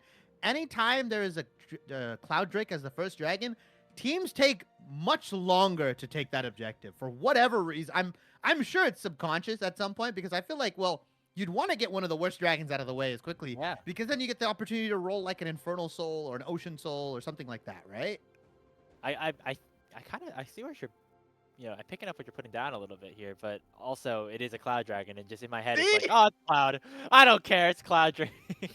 That's why, you know how they say like in pick'ems when you're picking like which dragon will be killed the most. I feel like everyone's like, oh, it's just a coin flip. I feel like it's never cloud. It'll never be cloud, just because No, of it'll that never. that mental thing of like, oh, it's useless. I feel It's like super subconscious. I feel Yeah. it's like Mountain or Infernal. Teams are gonna fist fight over it like immediately. But if it's like Cloud, they'll be like, "Well, I don't really want it," and the other team's like, "Well, I don't really care about it either. Let's just Yeah. fight for Grubs instead." I don't know. Exactly. Like the grubs are up. There's another objective to fight over. You don't need to go for this cloud dragon. You need to go for this instead. So it seems to be the mindset. 8 minutes in, so still opportunities to go for that objective. But yeah, right now, pretty fun to watch the general state of things. Is there any player that is sticking out to you out of these 10 right now, just off of this block alone, compared to your expectations of them coming into today? Compared to my expectations, I would actually say, I would actually say that despite obviously them losing, which obviously isn't the goal of this combine, I feel like Will has been able to get the better early game than Kryra, which is not something I like. I expected both of these guys to have like really solid early games, but I think Will has been taking more advantage of like early game jungling and like him just being, kind of on the map and in the same in the right spot at the right time kind of thing. I feel like Kryra has been a little bit quiet. Not that he hasn't been like good or playing well. Like on the Vi last game, he was fighting like really good engages with the ultimates, but it feels like Will is kind of like more forcing the issue, whereas like Kryra has been a lot more like reactive and been like, okay, now I can do this. Like now, here's the perfect time, here's the perfect setup, which is a good skill for a jungler. But I think Will has been again playing really well compared to like what we've seen from him right in the past couple splits. Yeah, as we said, a bit of an up and down summer on Pulstar. Of course, before that was on Mirage Alliance, where he was slotted in kind of last minute to that team, and I feel like that roster, I feel like the players on that roster generally get a pass because of how like strange of a start to the season was, and things maybe unraveling a little bit after that. But I still think Will, pretty solid player in this space. He's definitely had his moments in the summer split, of course, with Pulse, but he's going up against Kryra, somebody who wasn't in the NACL in the spring, and then was in the NACL at least towards the second half of the summer split. And he was somebody who we were really excited about. You got to watch him even last year on, what was it, the Cheese Chasers in the summer split, which I turned think into you're right. Gentle Hearts. Yeah, no, that team was really fun to watch. This guy has been super impressive at every level. We got the chance to talk to him as well on Tier 3 tonight, maybe back in the spring split. He's a very cerebral player. Thinks a lot about how every movement that he makes contributes to the overall game state. Of course, as a jungler, that is absolutely true, especially here in this early game. But even as we get closer to the late game, this guy, very smart, always thinking about macro, always thinking about his team as well as, of course, his individual play. Which is surprising for a player of like his experience, right? Someone so young as to do have that pause. I'm pretty sure that charm is gonna hit. Oh. Yeah. Let us know in the chat below. Will the charm hit or not? Dude, 3, 2. Whoa, Oh. it doesn't! What? I didn't even see that minion teleported. That's Yeah, not real. that minion spawned out of spite for you. Yeah. Like, yeah, that charm's definitely gonna hit, right? Spawns out of nowhere. But yeah, I was gonna say, like, yeah, that's really good from a player like Kryra. Looks like, oh, nice job from Darkwings using that seismic shove. Will was not in range for the Cataclysm.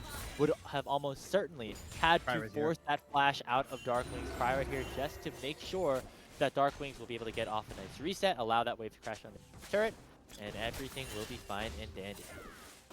And this is kind of what we expected from the Ziggs lane. Now, like, this is what he does.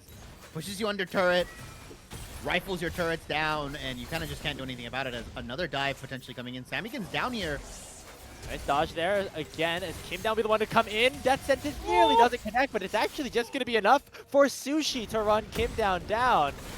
Don't know exactly if that was the right move, as now Darkwings has come in with the flash play from Cryogen. It's a double kill for Sushi. He's got all 3 of his team's kills in the early game. Primed to carry this game here. Let's see if he opts in for the Kraken Slayer, or if he's going to go that static Shiv Ash that we've been seeing. Just allows for that lane prio, and especially good into the Ziggs, because you want as much wave clear as possible. Really well played from Sushi and Cryo to kind of weather the storm, but also Darkwings coming in with the TP, making sure that he's, you know, helping his team out, supporting him when they can, and good movement from Dr. Calculus' team. They've definitely leveled up since game 1. Now a bit of an engage on the top side. Calculus proccing the all out as Scary Jerry ticking very low on the bottom side here. Looks like Calculus will be alright as Kim Down was not able to do enough with that roam towards the top side. Grub spawning in about 10 seconds.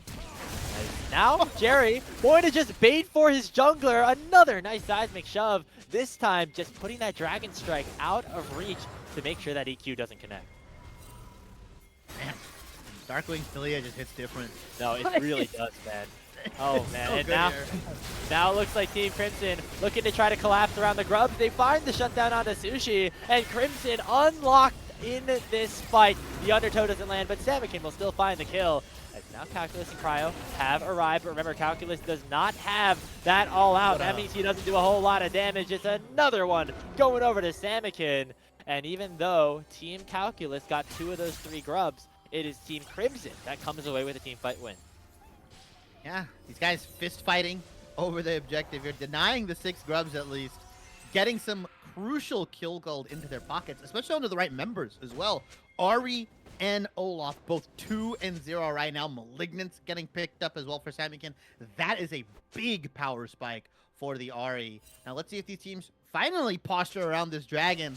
A 12-minute dragon, a cloud dragon here, could end up being like a 27, 28-minute dragon soul for either team, as we are going to see some TPs come out, as we do see Dr. Calculus' team, the first ones at least onto the map and onto the riverside, as Cryogen already starting to lay some vision down. See if that results in that objective being taken or not, as gold shifted a little bit back towards Team Crimson after picking up those 2 kills. Biggest winners, of course, the namesake in the top lane, Crimson, who just picked up Stridebreaker, as well as Samikin on the Ari, who now has his first completed item as well. Looks like the trade on the other side will be that dragon. Finally, the Cloud gets secured 12.5 minutes in. It was sitting around for 7.5 minutes. That's pretty good. That's a nice long lifespan for a first dragon. Yeah, typically dragons only live for like a couple of minutes, so that one, the grandfather of most League of Legends. It's like, grandpa, what's it like being on the Rift for 7.5 minutes? I saw ultimate abilities. I don't know what you... As Samikin's going to invest the ultimate here. Nice charm onto Cryogen. That's an over-aggression taken maybe a bit too far there for Cryo. Out there trying to clear vision, be a good support. Just did not have the backup necessary to go for that play. Yeah, and also they don't have the items, right? Like pretty much everybody on Team Crimson's side has ticked off their legendary items other than the support here. When you look on the side, it's really only Cryo with the Sundered Sky. We should be getting a static Shiv. Darkwing should be completing on his, but right now, in terms of power budget, especially because they're about almost 2,000 gold ahead, Team Crimson just have the ability to force these fights with the item advantages and will just win out because they're stronger in gold. I mean, look at that. Full completed items for everybody on Team Crimson right now. Yep. Meanwhile, on the other side, you see Darkwings and Calculus still awaiting. Actually, the only person with the completed item on Team Calculus is Kryra with that Thunder Sky. He's, of course, had a pretty good start. Or maybe not, actually, if we take a look at it. I feel like he's been active on the map, but just hasn't been able to find the killing blow in any of his exchanges. Yeah, he's been farming really well. You said he's a jungler that pays attention to his movement. That awfully feeds into, obviously, efficiency in taking jungle camps. He's also been able to pick up some of his grubs, right? 5 out of the 6, so that's going to be a little bit more EXP, a little bit more on the minion count. And there's Dark Wings. Other than that really early kill into that bottom lane where he kind of answered the dive, hasn't been able to move around as much on this Tilia. Although we know how dangerous it can be when it comes to these team fights. I just feel like Team Calculus has not gotten a fair 5v5. Wow, look how seems like Will's like almost scared to go in. Darkwing doesn't have flash. Surely they could have found something there, but with Kryra in the area, looks like that was enough just to stall out the engage from Will. I mean, that's not something we see too often. Normally Will's very eager to push the go button and look to find these plays, but it looks like instead they want to utilize the ultimate advantage or just the ability of having those spells potentially find a play around this Rift Child. 15 minutes in, TP does get invested from Scary Jerry, and they're going to look to get mid-prio so they can move in. Once again, Team Calculus first in the river towards this objective, but as we know, that doesn't necessarily mean that they're guaranteed to take it. Kim down and Samikin on the side here. Darkwings Fact has the Archangels available. Legendary items completed. Pretty much everybody on the side of Team Crimson, but Kim down just kind of scaring Team Calculus off of this Herald. They started it, and then they pulled it, they stopped it. Arrow goes wide, hook goes wide. Scary Jerry is the thinnest man on the planet. Hey, don't tell him that. He's been hitting the gym lately. I've seen those biceps, bro. Did blow the flash, so that is something if you are Team Calculus, but getting pushed off of that objective kind of just with Kim down standing there menacingly. Pretty nice stuff. Yeah, a lot of key ultimates invested as well. The Ash Arrow, really big in kind of starting these fights off. So without any real way to start this fight, unless Kryra decides to give his life for his team, or this hook lands, it's kind of tough for Dr. Calculus' team to do anything. It looks like now it'll be Team Crimson to start up the Herald instead. It'll be, the trade for not having most of the grubs. They have 5 out of the 6, but since those grubs, that second spawn of grubs, has been started up, Shibby, it's been Team Crimson that has been determining the momentum of this game so far. They've been the ones making a lot of the plays, and they've been the ones winning a lot of these fights. Oh, Calculus. Uh-oh. Buddy. He thought he could take the turret. Oh no. Might be a long run for him. Actually going to be responded with a teleport from Sushi on an Ash. I don't want to say flank, but that was pretty close to one. And now Cryer and Cryo are here as well. Ragnarok gets popped. Sushi has the lantern to get to safety. And now Crimson has the opportunity to cook just a little bit. Has the undertow onto Cryer to send him to below 100 HP. Now another teleport's going to come in. Samikin wants to join the party. Will Crimson survive long enough? He will not, as the shutdown finds Sushi's way. And a nice enchanted crystal arrow to prevent from Cryo going down. Team Calculus surviving by the thinnest of margins. Finally, it is Will getting traded on the other side, but they will break open this bottom lane tier 1 turret. But now it's a 3v3. Scary Jerry coming back from base. A nice hook. Finally keeps Sushi alive as well, but it just delays the inevitable as it'll be 2 responded to again. I think at the end of it, it's a net neutral in terms of kills right there. Maybe 1 extra going towards Team Crimson. I think Team Crimson do come out on top. Calculus might be in dive pressure here. Kim down doesn't have the ultimate, but that shouldn't have been a 2 for 3. Like, realistically, Crimson should have been the only one to go down, but really, really smart play from both Sushi and Crouch, and the Enchanted Crystal Arrow plus the Flay to deny the Samikin charge, or the Samikin Foxfire Dash there, and just stall out long enough to where Team Crimson has to invest a lot more than they're comfortable with, which allowed Dr. Calculus to get that top lane tier 1, to get a ton of alone time with the turret, and they're going to reset onto the map a little bit faster than Team Crimson, which should put them in position to start this Mountain Dragon. Yeah, and I know I asked you during that pause, is there a player that has defied your expectations so far, and just the games that we've seen here today? The bot lane for Team Calculus has really been doing that. Sushi and Cryogen have been aggressive in lane. They've been making a ton of plays.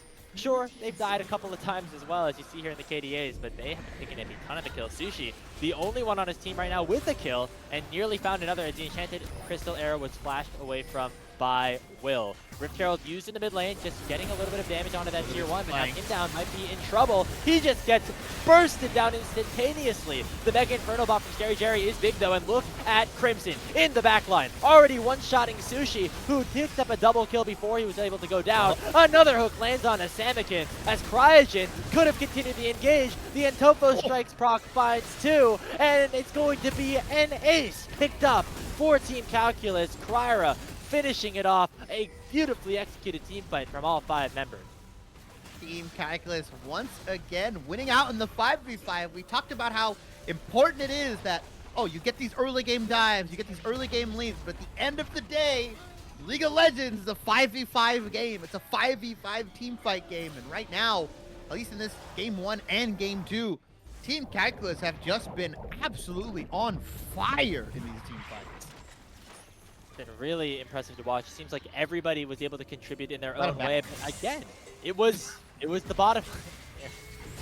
As I might have cast and cursed a little bit, it's Cryogen. I was just about to start gassing you up, man, and he ends up going down. But still, his play in that fight, finding the hook onto Samakin, utilizing his play really, really nicely, and allowing for the rest of his team to close that gap. I mean, Sushi ended up going down pretty early in that fight as Crimson was able to get on top of him, but space that Cryogen was able to buy for the rest of his team allowed each of them to pick up a kill.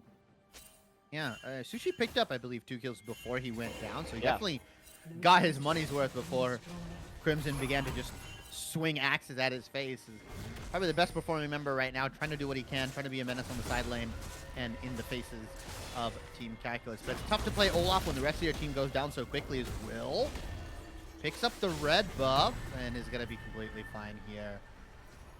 I just feel like we haven't been able to get the dream team fight scenarios again. Like, I haven't seen Samakin resetting across these fights.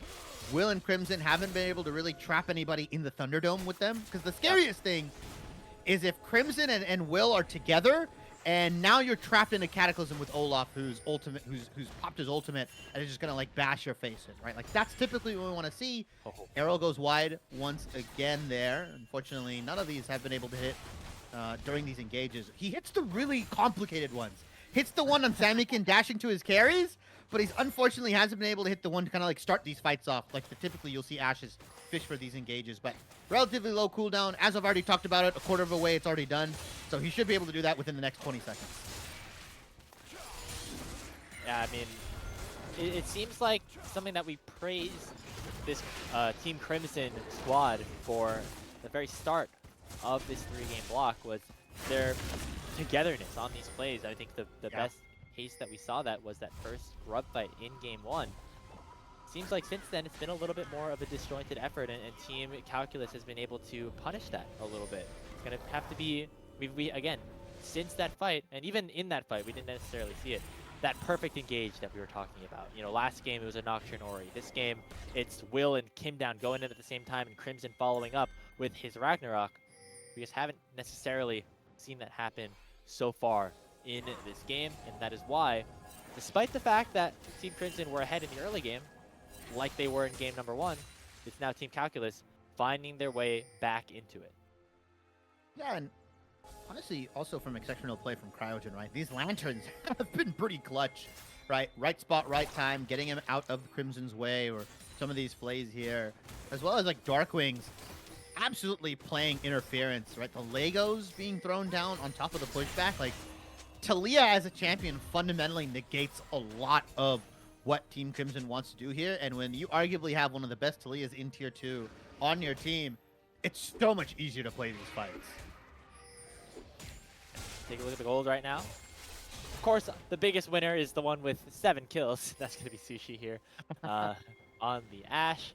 And things have slowed down just a little bit. We got that dragon spawning in about 30 seconds. There will be an Ocean Soul on the table for whoever can claim it. Right now, Cryo looking again for an aggressive hook, but he walked a little bit too far forward. Once more, throws out the box. Charm comes out. He flashes over the wall to get away from the Inferno Bomb and lands another hook on a Samakin to make sure at least he goes down without a fight. But Cryogen will still survive. Now on the other side of the fight, it's Crimson popping the ultimate, but only chunking down Cryo to 30% HP. Here comes Darkwings with the Nice Reaper's Wall. Scary Jerry forced to go forward, and it's an absolute dismantling of Team Crimson here in the mid lane. Cryogen started the fight, and he gets away with a highway robbery and 3 kills to his team's name. That's disgusting. That's disgusting right there. I mean, the fact that they couldn't kill Cryogen on top of landing that hook onto Samikin as he dashes over for the reset, gets the kill. You lose your AP damage, lose your magic damage. It's now. There we Nice. go. This is Darkwing's Talia at its finest right now, as he finds another one onto Crimson. He's going to force Will away from the pit to make sure his team picks up the first Baron of the game. And now Team Calculus up 3,000 in the second matchup. One big team fight swings into the favor of Team Calculus here, and that just kind of gives them the go button. They pick up the dragon, or sorry, they pick up the Baron. They're going to go towards this dragon here, as you see. Team Crimson trying to start that off or maybe get some vision down, but Ocean Soul in the menu. I don't think Dr. Calculus' team really cares about that too much. They'd rather use this Baron to push in, especially because it's Ziggs and Ahri. They have a lot harder time dealing with these Baron and Power Super Minions, but they're going to play it safe. They're going to pick up this dragon with their power budget. 3,000 gold in the lead, plus the Baron. If you look at Team Crimson, they're probably like, fine, yeah, let's give them the dragon. Let's let them waste some of their Baron here. But realistically, it's going to be tough to kind of clear some of these minions if you're Ahri and Ziggs. We'll see. You know, I think in that last game, that's another arrow connects with Sushi. On a Samikin, he does have a Spirit Rush, which should be okay at least for now. See if Cryogen finds anything here. Looks like Kim Down just in a ton of trouble. Forced to go in with the Unbreakable Will, but they do find the kill with the Mega Inferno Bomb to lock Sushi down. That's the biggest carry on Team Calculus down. But it looks like Darkwings has now arrived in terms of damage. They find the first kill on the Will. It's on Calculus, and here comes Crimson. So maybe Team Calculus had went a little bit too far forward. All out underneath the turret, trying to find a trade. But it will be Scary Jerry taking Calculus down. Now it's Darkwings as well as Kryra in a 2v3 situation. Darkwings is very strong on this Talia pick and is actually going to force Team Crimson away despite the numbers disadvantage. Oh, that's a nice charm. Not going to be enough though. Oh my god. Man, I mean, I'm not lying. This guy's very good at this champion, Jimmy. Uh-oh. Scary Jerry is here to look to run some interference. Let's see if Darkwings can come out with a win. Oh! Okay! Hey, I see you, man. You might not get that kill. That was stylish. That was stylish. I respect that. Good TP coming in. Good fight from Team Crimson there to actually kind of land a lot of their CC, get onto Sushi specifically, take down that big 80 carry damage threat here. And that Baron push gets stifled. You don't have to clear the minions if there's no Baron left on the side of Team Calculus here. I think Kryra is the only one that has Baron right now. And even then, 30 seconds left, like, Darkwings is still dead. You're not going to do anything with it yet. And this is something that happened as well in that first game. You know, eventually they were able to break the base open after like a team fight, but right as that Baron was expiring, there were no inner turrets taken off of that first Baron buff that, you know, Team Calculus was able to take. In that first game, we're seeing it again this time. You know, only the outers have been secured. All inners remain alive here for Team Crimson, and especially after winning that fight, puts them in a much better position for the rest of the team. Now I'm going in. Okay, pops the Unbreakable Will. Sushi going to be the target if he has the lethal tempo unlocked. Here Kim comes down. the wall from Darkwings as Kryra is just unkillable in the front line as Kim Down will go down first. There comes the ultimate from Samikin, but he's going to get procced by the all-out. Still Sushi is alive. He finally will get ulted by Will as he just dunks him down to try to pick up one and will escape running away from the fight. And now Scary Jerry could be in trouble. Nice flash play coming out from Cryogen. That should be enough as Kryra flashes on top of him. And the Kryra brothers combine for a kill onto the Dragon Steel bottom laner. Will flag and dragging away. It's another 4-for-1 in favor of Team Calculus. Cryogen and Kryra doubling up, buddying up onto Scary and Jerry. That's going to give them the ability to push in this mid-tier 2. So post Baron once again, Team Calculus getting more out of it. After the Baron has worn off, mid-tier 2, top lane tier 2, I don't think is going to go down here, but they're going to reset. Baron up in about a minute. Dragon Soul as well, up in about a minute and a half. Both of these objectives really big. I will wonder to see how Team Calculus approaches this situation, because there are a couple things you can do here, right? You can trade the Dragon Soul for the Baron if you are on the side of Dr. Calculus, or you can say, hey, Team Crimson, if you don't take this dragon, we are going to get Ocean Soul, and we're going to be even harder to kill. So they have to force them over to that side, and they just take the Baron. You can do the objective trade, whichever one they value, or you can try to split the difference, send one of your members on the dragon, most preferably either Sushi or Kryra, somebody that can rifle it down really, really quickly. Oh! On the Baron, though, Scary Jerry? Woohoo! Kobe! Sushi from downtown with the enchanted crystal arrow on the Scary Jerry. Okay, now you don't need the dragon. You don't need the Baron. You just, No. Now you can break open an inhibitor. Yeah, throw everything I threw out the window. You don't got to go for the objective trade. If you kill their wave clear. Looks like that should be it. They'll be able to pick up that inhibitor. Sushi and Darklings are hitting onto it right now. They'll go back, and now the question rises back up. You know, Scary Jerry does have his teleport up in 20 seconds when he respawns, Shibby, so still an opportunity for Team Crimson to combine as 5 as a force somewhere. It looks like right now it is Will posturing on the top side of the map, but now they're worried about the second inner turret falling as they'll make their way back mid. It seems like Team Crimson doesn't know exactly where they want to commit to right now, and it's costing them these tier 2 objectives. Yeah, they're kind of scattered across the map right now as they're finally looking like they're going to posture towards this dragon. I don't think Team Crimson needs to give their life away for this, though, because they lose this team fight, they lose the dragon, and they lose the Baron here. And Kim Down is just going to walk in. I mean, I respect it. He's looking for a flank, looking for a miracle, but is not able to find it. Sushi picking up kill number 12 in this game. And that's another arrow, this time landing on the Crimson, who has to pop the Ragnarok. Now has to go in to get a little bit of damage down, but the redemption from Cryogen going to get everybody on his team nice and healthy, as both objectives are up for the taking. It looks like now, with the support for Team Crimson down, they will make their way to pick up this Ocean Soul.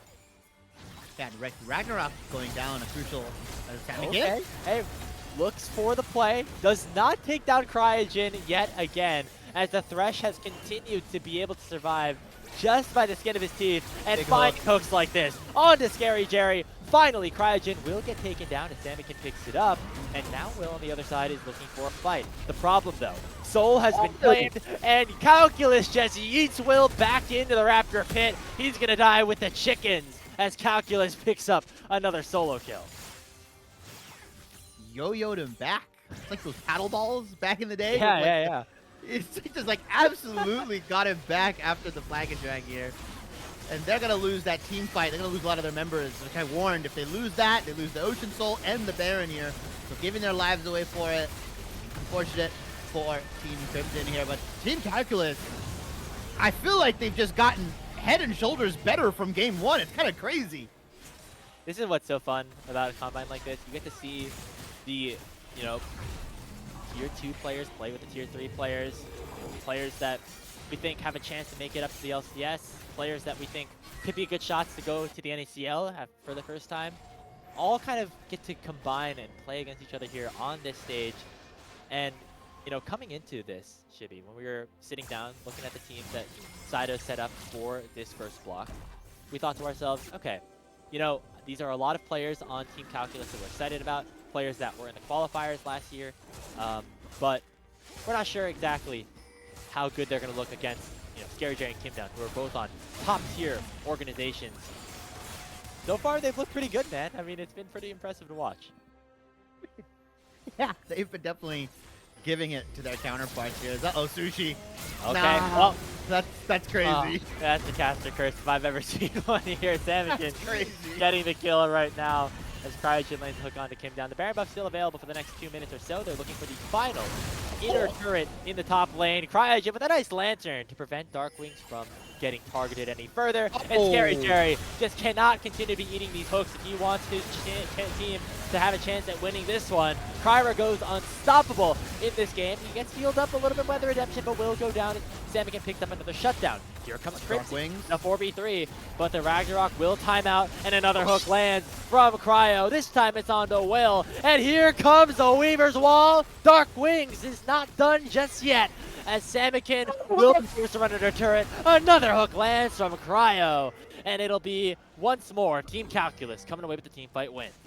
Red team's turret has been That's not Cryogen, that's Mad Life, bro. I don't know how, somehow. Mad Life they got him from reincarnate. Korea. Dude, they got him, they fished him out of retirement. Dude, that guy just landed like 4 hooks in a row.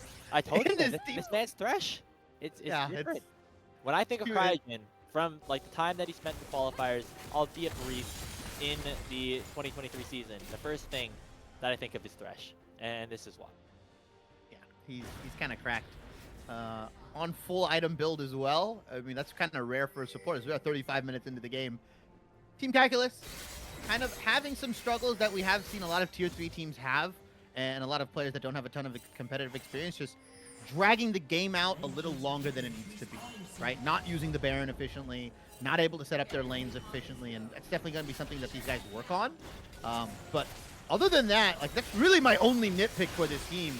They've played these team fights very, very well. They've played this mid to late game very, very well, and they've just been able to push the advantage. Although, again, like the second Baron now that's been utilized has not really garnered them an inhibitor turret or an inhibitor just yet. The mid lane is broken open, but they actually haven't been able to get these super minions going, which, like, better teams probably end this game 5-6 minutes ago.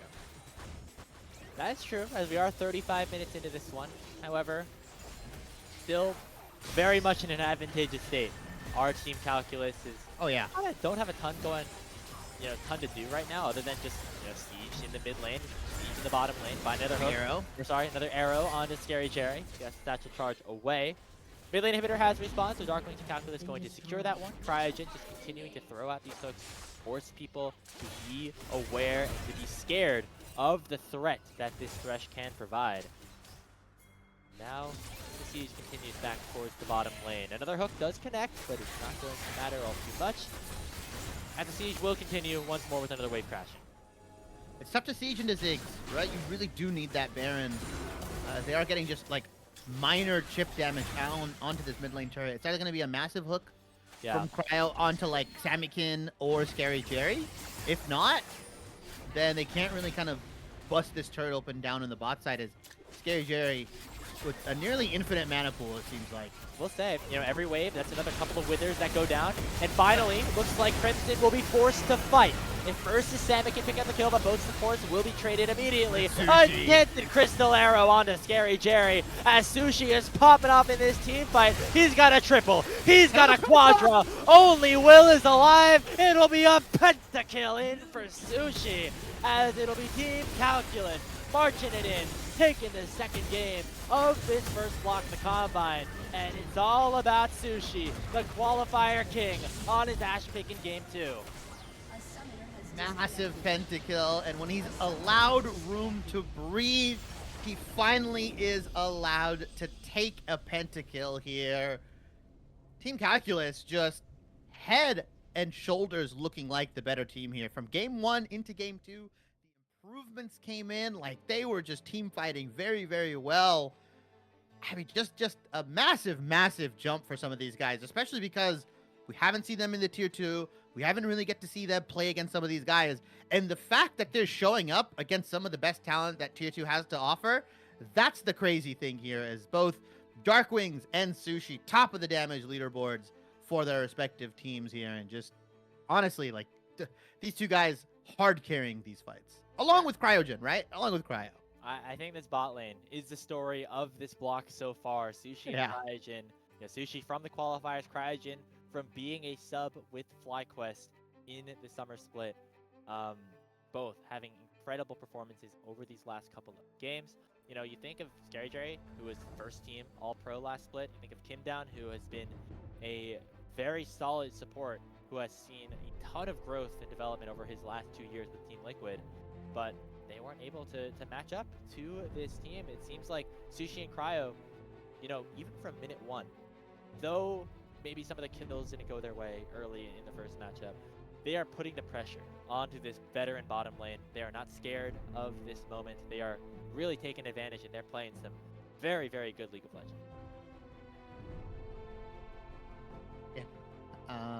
Lot to go back to in the drawing board, I would say, for both of these teams. I think Team Crimson kind of understanding how to kind of snowball some of those early leads, get better control onto the map.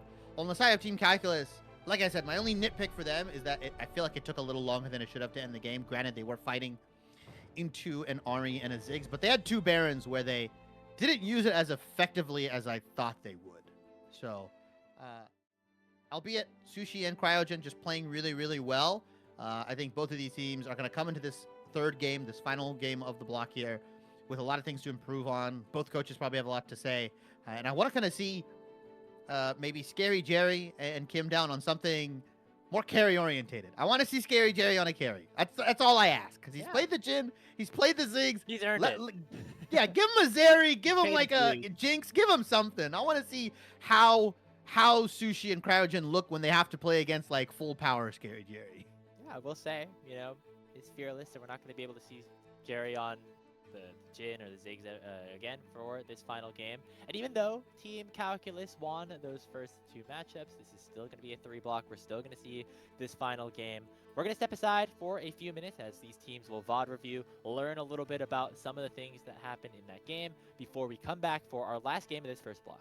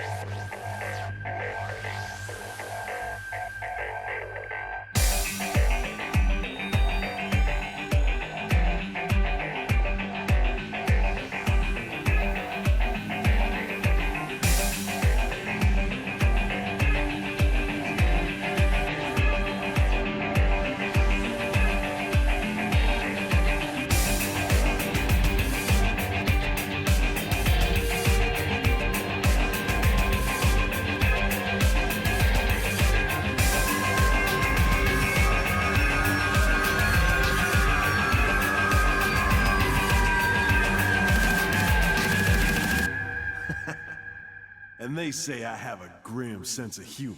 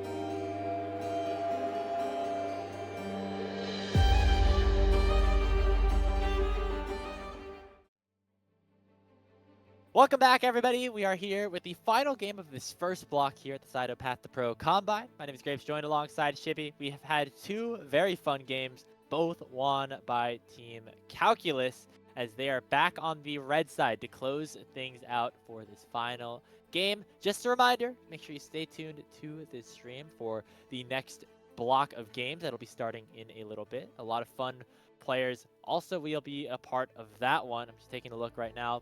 Players like Shogo, Zyko, Levitate, Dragoon, Bio. A lot of fun, recognizable names that have also been impressing here so far in this combine. Yeah, the name that stands out to me, Levitate, another guy that kind of got to that tier 2 level and hit the ground running. Again, coincidentally with Blue Water, so maybe they've got the sauce here, as we are going to get into the second round, or first round of bans here. Third game, so a lot of the champions, like we said, full Fearless, block of 3. So, you know, I think from first game 1, the Ezreal, the Jhin, the Leona, I believe the Rel is off the table, Silas and Orianna, Nocturne and Vi, as well as Rumble and Recton off the table. From game 2, we've got, I believe, a plethora of different champions. No Ziggs, no Alistar, no Thresh, unfortunately, for Cryogen. As well as in the top side, no Cassante, no Olaf. So it's going to really alter bans here. That's a Briar ban.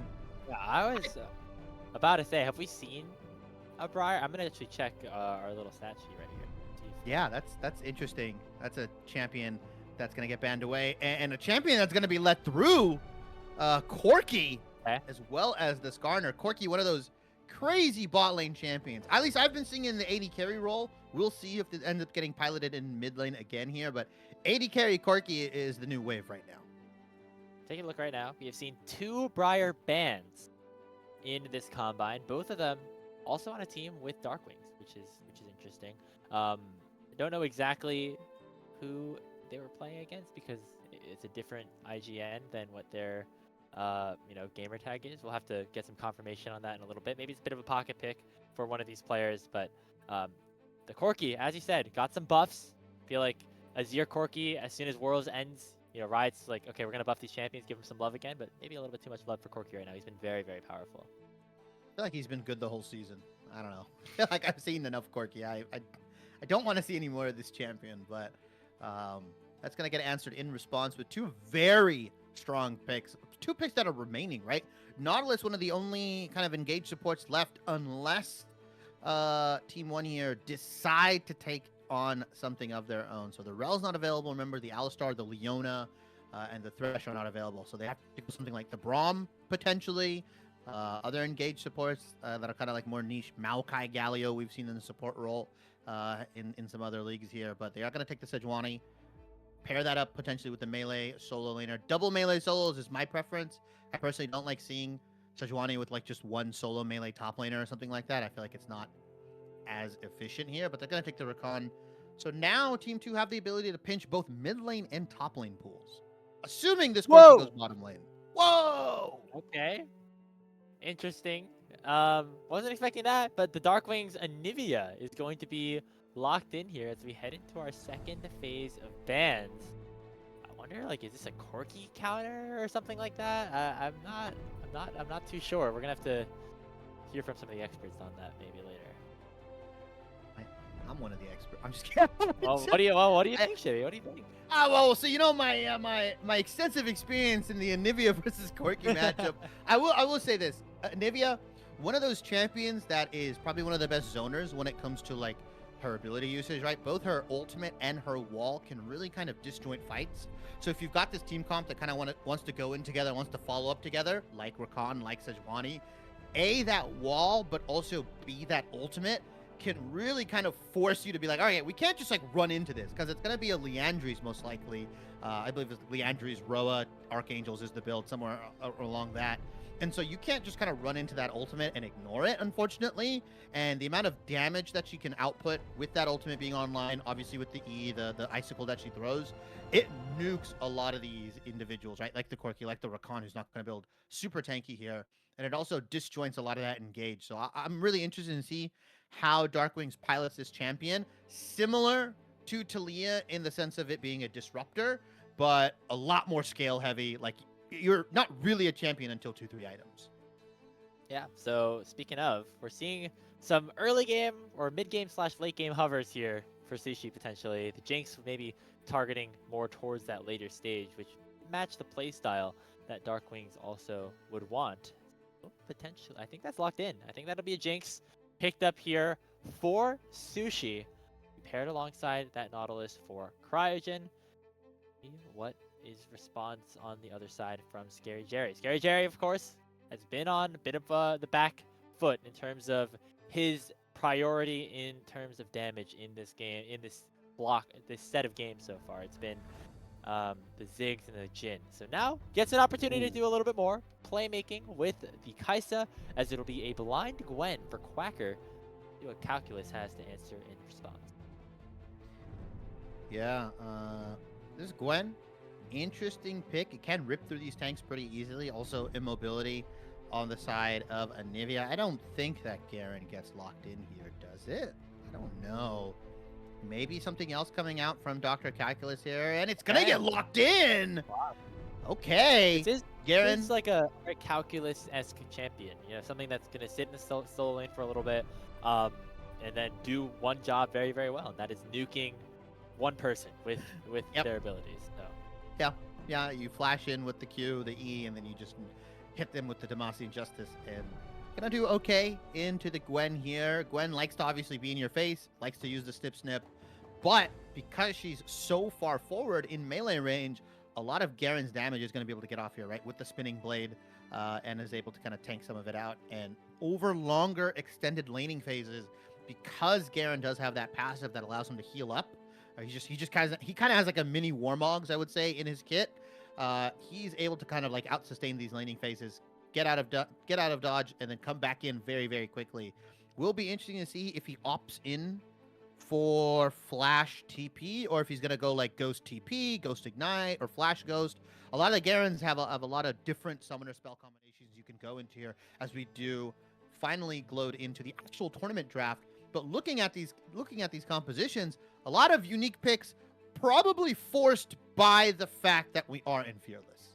yeah, I feel like a lot of the time, like when we're watching like qualifiers and things like that, we see, oh man, it's best of 3, it's game 3 fearless. That means like things are gonna get pretty wild. I feel like now that it's not like a best of series and things like that, you kind of forget how many champions actually are taken off the table. It's 20, and while that's not as much as like the 40 that you would see in a competitive game like game 5 or something like that, it still is a decent amount of champions that are not going to be available, especially here at this tier 2 developmental level.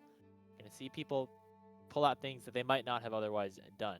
Another thing about this Garen versus Gwen matchup, the Hall of Mist blocks away those ranged abilities. Garen doesn't have any ranged abilities, so you're going to be able to just jump right in there. That's not going to be a problem at all. I would expect to see Kryra have a decent amount of presence up in this top lane, because if Calculus is able to get ahead, I think that is a good angle into this. Yeah, Gwen and Sejuani, kind of a power couple in the top side, really just able to get that permafrost stack off very, very quickly, and kind of punish whatever top laner it's picked here. I feel like the Garen, again, very easily punishable, depending on the summoner spell choice. We'll kind of see how he wants to navigate the laning phase here. But finally, we get to see Scary Jerry on a pick that is more suited towards his playstyle, right? Yeah. Jin, Ziggs, I get it, he can play it. That's fine. That's not why you have Scary Jerry, right? That's not why you pick up a player like Scary Jerry if you're on a team, if you're Maryville. You pick him up because you can play these kind of champions. The Kaisa, very high mechanical, high demanding, high carry potential champions here. So now Sushi and Cryogen, albeit having a great 2 games, Scary Jerry and Kim Down have powered up, right? They got to play with Super Saiyan 1. Now Scary Jerry's hitting Super Saiyan God, and he's like, all right, now I'm taking the weights off, and everything is, I'm gonna play serious now. So let's see how Sushi and Cryo actually navigate this laning phase, considering Scary Jerry is on a champion much more tailored to his playstyle. Yeah, and I'm interested to see how the 2v2 ends up unfolding, or maybe we see another lane swap here. This could be a situation where if you're Team Calculus, you're okay with sending the Garen towards the bottom side with your healing passive, and also getting the Jinx an easier time in the early stages of this game. You have Cryogen, who will be a very effective roamer very early on. That could be something that we could see here. in this game specifically. You know, we saw it a little bit in game number 2. It happened for it was a swap for just the first couple of waves, and then they ended up just going back to normal positions. But that actually I think could be something that we see here in this. Yeah, we might see them swap for the top grubs again, right? Depending on which lane has the priority, or if one lane gets a kill early. Like they've been using swaps a lot more aggressively, I would say, or in a sense of like, hey, we're gonna swap for the objective, then we're gonna swap back. It's not like your prototypical lane swap that we see. It's like, okay, now from minute 1 to 15 or minute 3 to 15, you're gonna be in this top side, we're gonna be in this bot side. Who can push down the turrets the fastest? It's definitely evolved a lot over the course of the year, and I kind of have been liking seeing these kind of like, you know, fast swaps, I'll call them, like fast swap scenarios where they fast swap to the top side, get the grubs, swap back down to the bot lane, then get the priority onto the dragon. That's what I've really been seeing from these teams, not your prototypical lane swaps. And honestly, it kind of forces every single player to kind of be on their toes, because the support can be anywhere. We'll see supports go mid below the flash of the enemy mid laner. Sometimes you'll see the support in the top lane double up and potentially get a kill onto the lone 80 carry that may be matching. We saw it a lot happen earlier at Worlds, where like someone like an Ashe or a Jinx or whatever would die in the lane swap. So it's these lane swaps are way more interactive than kind of what we're used to. Yeah, and that is pretty fun, you know, especially compared to what we were seeing from in the start of the split, where it was just, you know, Jinx farming for 14 minutes by themselves. You know, I think back to like, you know, like season 5 when lane swaps were a thing. And oh, double jungle? Yeah, oh the my double god. jungle, and you were a top laner, and you're like, I remember like I started watching League, and I was like, I like playing top lane, or I want to go see what the top laners are doing, and I see them playing Nautilus with Crystal and Flask and having 3 CS in our level 3 at like 9 minutes into the game. I'm like, what is this? Yeah, Not the same this time around, at least, no. you know, to the same extent. And you know, it's this kind of adaptation, this kind of decision making, and you know, early game planning that is pretty fun to see in a combine like this, where you are only, you know, playing together as 5 for this specific block of 3. You know, your coach is only there helping you guys out for this specific, you know, this specific 3 games. But we'll see if it happens here, if you're here this time. I mean, I will say it's been a very fun day at the combine so far. Of course, if you haven't been tuning in, make sure you drop a follow, stick around, because we have more games coming after with, again, even more players. And you know, it's all about these standouts that, you know, you might not have seen coming so far. It's been the bottom lane here for Team Calculus, Sushi and Cryogen. I'm excited what we see from them this time, both with the, you know, different looks, as well as also playing against Scary Jerry and Kim Down on some champions that we know they are very capable. Yeah, would you load into the game here? And yeah, there's gonna be a couple more weeks of this combine, like we said. For people that are unfamiliar, people that are just tuning in, 10 players from this combine will be invited into LA to internally scrim against each other. 5v5, there'll be like a smaller version of that combine happening. And then from those 10, 5 players will be winning a boot camp, I believe a 1-month boot camp to Korea, where the Saito GG team will be kind of monitoring everything, both their gameplay, their diets, their sleep schedules. It's kind of like an incubation hub almost for combine. Incubation, you know, like when you're like growing the eggs, like in yeah, you're growing. Yeah, you're growing tier 2 and tier 1 players. That's kind of what they're doing. They're monitoring all the vitals. They're monitoring, like they said, sleep schedules, diets, on top of gameplay. So it'll be really interesting to kind of see what those results yield. So I mean, as exciting as these first couple weeks are of this combine, I'm very excited to see like the results, the fruits of their labors for those 5 players that do end up getting selected. That's such an interesting incubator. Not the word I would have thought. I'm now remembering back to elementary school when we used to have the little chicks, and you got to watch them grow and things like that. And then you bring them back to the factory, right? Afterwards. Oh no! Whoa! Jesus! Send them back into NA solo queue. Have them grind out some more games there. Yeah, that might happen. Unfortunately, they might grind it down into NACL nuggets as we are gonna see some early trading. We need an NACL meal deal, like the Maryville one with McDonald's. Yeah. We need that. Exactly. Is Sushi and Cryogen, doesn't matter who they're playing against, doesn't matter what champions, they are boxing Scary Jerry and Kim down early. Like, they actually do not care. Yeah, I mean, Jinx, with the lethal tempo proc, does a decent amount of damage with that minigun early on. The extra attack speed, the on-hit damage. You see it right there against Scary Jerry, chunking him out to a half HP. Did have to use a lot of mana, as it looks like the rockets were frequently in use during that trade. As Wave will get shoved underneath the tower. Right now, we're seeing junglers pathing towards the opposite sides of the map. Will making his way towards the top side, while it looks like Kryra, at least at the moment, wants to make sure his bot lane stays safe.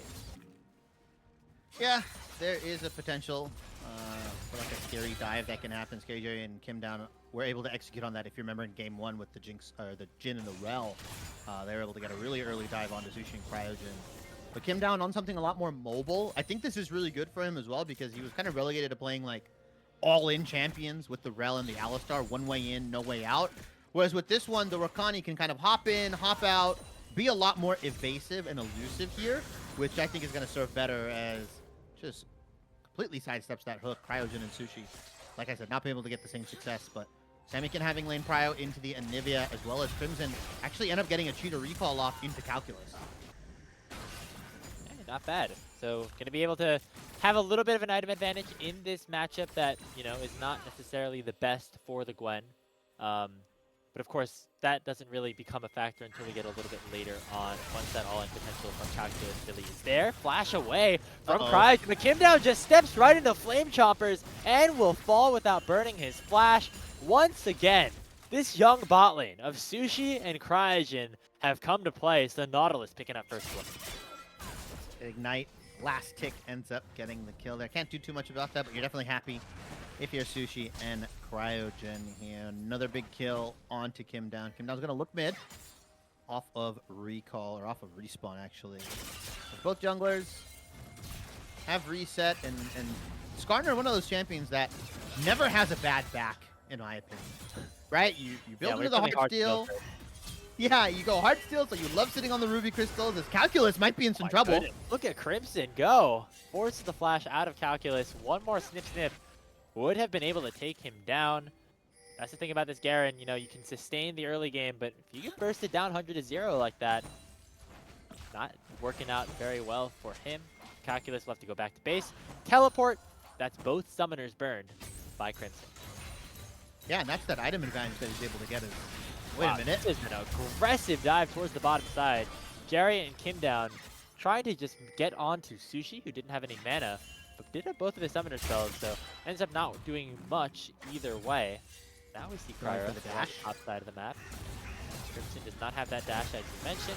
Grub's responding in just a little bit. Kim down getting caught out once more. And now Jerry in some trouble as well. The Ignite is onto Sushi, but he's very, very safe with the range of the rockets. He picks up one, they get two. I mean, you know, credit to, you know, young bot lane, blah, blah, blah. What was Jerry and Kim down? What were they doing there? They were trying to get a little frisky, as now Calculus and Kryra, a 2v2 in the top side. Samikin's going. Calculus, the first target. Here comes Samikin as well, and it will be the first kill picked up for Team Crimson onto their namesake player. The Gwen getting that kill. Wave shoved in under bot lane. So overall, we're looking at a pretty sizable gold advantage going the way of Team Calculus at about 600. Here we see Samikin and Darkwings going at it as well. Darkwings has to flash away from the grand entrance as Kim down will allow that summoner spell to be burned. Nice roam off of the respawn from Kim down here as Kryra on the Skarner. Just looking for an opportunity, looking for a pin against the wall. But that flash being burned, as well as because Kim down died. Oh, he has the egg. He's baiting. Samikin has to flash away as here comes Kryra. Sammy, one auto away from death. Will the boulder be enough? Kim down doing a nice job to body block that, but Cryogen on the way. Dredgeline does not connect. Meanwhile, Crimson and Will are taking down all three grubs, and now Kryra could have gone a little bit too far forward. Darkwings is all at full HP after he respawned, but remember, doesn't have any mana, and so with the needlework, Samikin will be able to pick up his first kill of this game. They almost get the punish onto Sammy as Darkwings' passive goes off here. And because Kim down ended up dying in that 2v2 in the bottom lane, it actually gave him a timer to roam towards that grubs in the top side. And Dr. Calculus does shift down. You saw Sushi and Cryogen running to the top side, looking for that fast swap that I'm going to call it into the grubs here. But instead, Kim down, gets there sooner. They get the man advantage. They burn the flash crucially from Dark Wings, and then they burn the egg here. Unfortunately, when you respawn out of egg, you don't get mana back. Yep. So did not have too much to play with for that fight. So Team Crimson actually able to get a little bit more than they expected because of the overinvestment from Team Calculus. And Oh, Jerry in a little bit of trouble at the pop. Killer Instinct has the Ignite on top of him, and the Super Mega Death Rocket will take him down. This time, Darkwing does not have that egg, will not be incubated, and Samikin gets kill number 2. no flash available as well. This is kind of one of the worries when you play one of these immobile mids, especially into the Sejuani, which we did kind of see get rotated. So opting in for that matchup, kind of have to deal with the cards you're dealt with. Dark Winds might be in some trouble because that Sejuani ultimate, not on the highest of cooldowns. It's not like super low, but definitely should come up before at least this flash is up for another couple of minutes here. So there's a room to punish him again, especially because Will has flash available. And we talked about kind of the differences between Kryra and Will. Will has, again, been playing really well in the early game, has been facilitating his laners, but then Kryra just manages to kind of outvalue him when it comes to mid to late game on some of the champions. And Skarner, one of the best champions in terms of value because of how tanky he is, the amount of CC he brings. I mean, he just kind of is one of those mid to late game kind of like really, really useful junglers. You know, we saw at least an attempt to go for that play. I like how, you know, even though not all the plays end up working out, that, you know, these players are going for aggressive stuff. Whether it's Jerry and Kim down going for that dive, you know, Darkwings and Kryra playing for the bait. That's fun stuff to see at a combine like this. People willing to take risks. You know, the stakes not necessarily as high as maybe the NACL where you have to win every game. So going for these plays, showing that you have that initiative is pretty fun to watch. By the way, Crimson's up 40 CS right now in this lane. This is a counter match that Calculus picked into him. Yeah, that's when I saw the Garen locked in, I was like, I don't actually think that does super well because of the way Gwen can use laning that phase, snip. it doesn't seem... Yeah, doesn't seem too fun here as Calculus. You get the kill? Okay, I think we are seeing right now what could potentially be a part of this matchup as Calculus finds the one shot onto Crimson. He will get traded as Will find the kill. So early laning phase advantage for Crimson, but as soon as Calculus flashes onto you and you have the damage threshold, not much that Gwen can do. Respect from Calculus. He's like, I gotta make this play now, or I'm just gonna be forever in pain. Yeah. I mean, well, it's just like he's gonna be forever in pain, right? Because like now that she has the Rift Maker, as Cryogen does hit a nice hook, that's not gonna really land into anything else, though. Crimson's picked up, I believe, 3 turret plates for himself. Like you said, massive CS lead. He's on Rift Maker to what is like Swifties and a Phage. Like Calculus's kill window, that was probably the only kill window he has until Flash is back up here, or unless Kryra decides to help his buddy out in the top side here. But honestly, with the way Sushi and Cryogen have been playing, play towards his bot side, play around them. Void Grubs have spawned. That's the second round here. If you recall, Sword and Will were able to get that pretty uncontested, and it seems like Team Calculus wants to contest this. They don't want to give 6 scrubs over, especially to Corki and Gwen. So they're going to be the ones to start it up. As you said, sending Sushi and Cryo to this mid lane. Sushi, I mean, they've gotten their advantage so far on their own. Kryra hasn't really had to be there to help them all too much, and so that makes their job just a little bit easier, that they find themselves down 2,000 gold. Start this up. Looks like all 3 of them will get secured. They're going to even up this grub count. Will does not want to jump in just yet and try to contest this. The threat and the power of these champions is just too much at the moment. Sushi gets gonna pinch. Here comes Will. Lands a stun onto Cryogen, but he's able to buffer it with the dredge line of his own. Samikin comes into the fight and is absolutely on a killing spree as Jerry will take down Kryra as well. So Team Calculus even up the grub count, but they will lose 2 members. Darkwing now a little bit in trouble. He's underneath his turret between these 2 turrets. They're going to have to watch more plates go down. That was such a beautiful fight setup coming out from Team Crimson. Kim down got the flank on the back end of the grubs. We saw Will over the wall, and there was only really one way for them to kind of go up to that top side because the lane was pushing in, and they wanted to get that lane pushed out. Beautiful, beautiful pincer move from Will. Gets the ultimate, lands onto Cryogen, as well as Kim Down gets a massive grand entrance plus ultimate, and that charms a lot of these members here. And with Samikin coming in, a lot of that damage gets put up front. Scary Jerry and Samikin take 2 members down here. Sushi just not able to really participate in that fight. That's what we expect to see from this kind of team that has the more experience, right? That even if they don't get the objective, they set up the next play. They're looking further ahead here, which has now garnered themselves a 4,000 gold lead. Yeah, I'm very curious. Caddy, can we toggle the gold? I want to see where this specifically is allocated. It's 1.3 for Crimson. That's a lot in terms of just the farm. But then, of course, you look towards the mid lane where Samikin has been able to quietly build himself a really big advantage. You know, they've been even in CS, but in terms of the team fights right now, this buffed up Corki doing a lot more than the Anivia so far. Yeah, both solo lanes, 1,500 and 1,300 gold separately, like ahead of their counterparts here. And honestly, I feel like this is kind of what we've been seeing throughout the games. Like the solo lanes on the side of Team Crimson have been doing relatively well, or have been contributing, and it's just kind of the unfortunately Scary Jerry and Kim Down were on champions that weren't really allowed to contribute or didn't have that carry power. And grand entrance does get used. Kim Down in some trouble again. This time throws at the quickness, but here comes Samikin in a 1v2. He valks over the wall, not going to deal with that smoke.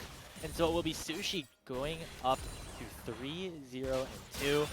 Kim Down, I feel like we've seen him make a couple of mistakes in this game block. Haven't really seen the Kim Down that we have seen a lot in the NACL over the last couple of years. Crimson, though, is going to be A-OK. He's going to slide on out of there. Lots committed here. They might want to look to get this turret. Kim Down is back off of respawn timer, so they're going to commit members as they Rift Herald his spawn. They're going to trade mid-tier 1 for bottom lane tier 1. I don't know how I feel about that. Raijin in some trouble. He had to flash away from the stun to make sure that Glacial Prison did not connect. We're seeing very aggressive over-indexes from both teams to try to lock down towers. We'll see who ends up paying for it more. Darkwing's already in trouble as he's fully collapsed upon by Crimson and Kim Down. He has the egg proc, but Crimson just going to be able to snip him away to pieces as he picks up the first kill of this extended engage. Sushi getting a shutdown onto Scary Jerry, but it's going to get chased down by Samikin while excited and bursted down for a 666 goal shutdown. They get another kill onto Will, and this time Team Crimson is here to play. Calculus, the last remaining member, and Crimson will take him down. It's an ace for the blue squad. That blind Gwen on B5 paying in dividends right now. She's 3-1-2, a menace in the side lane. You can't really match her, as well as Samikin on this Corki. 4-0-3, quietly, like you said, contributing in these fights here, but everyone on Team Crimson's side, like you said, came here to play. They are putting the screws to Team Calculus, and I don't think this is a spot that we've seen Team Calculus in. They've been down in gold before in the previous 2 games, maybe 1 to 2,000, but this is a 6,000 gold lead for Team Crimson here. Now we have to see how Team Calculus navigates some of these team fights. They have to be the creative ones.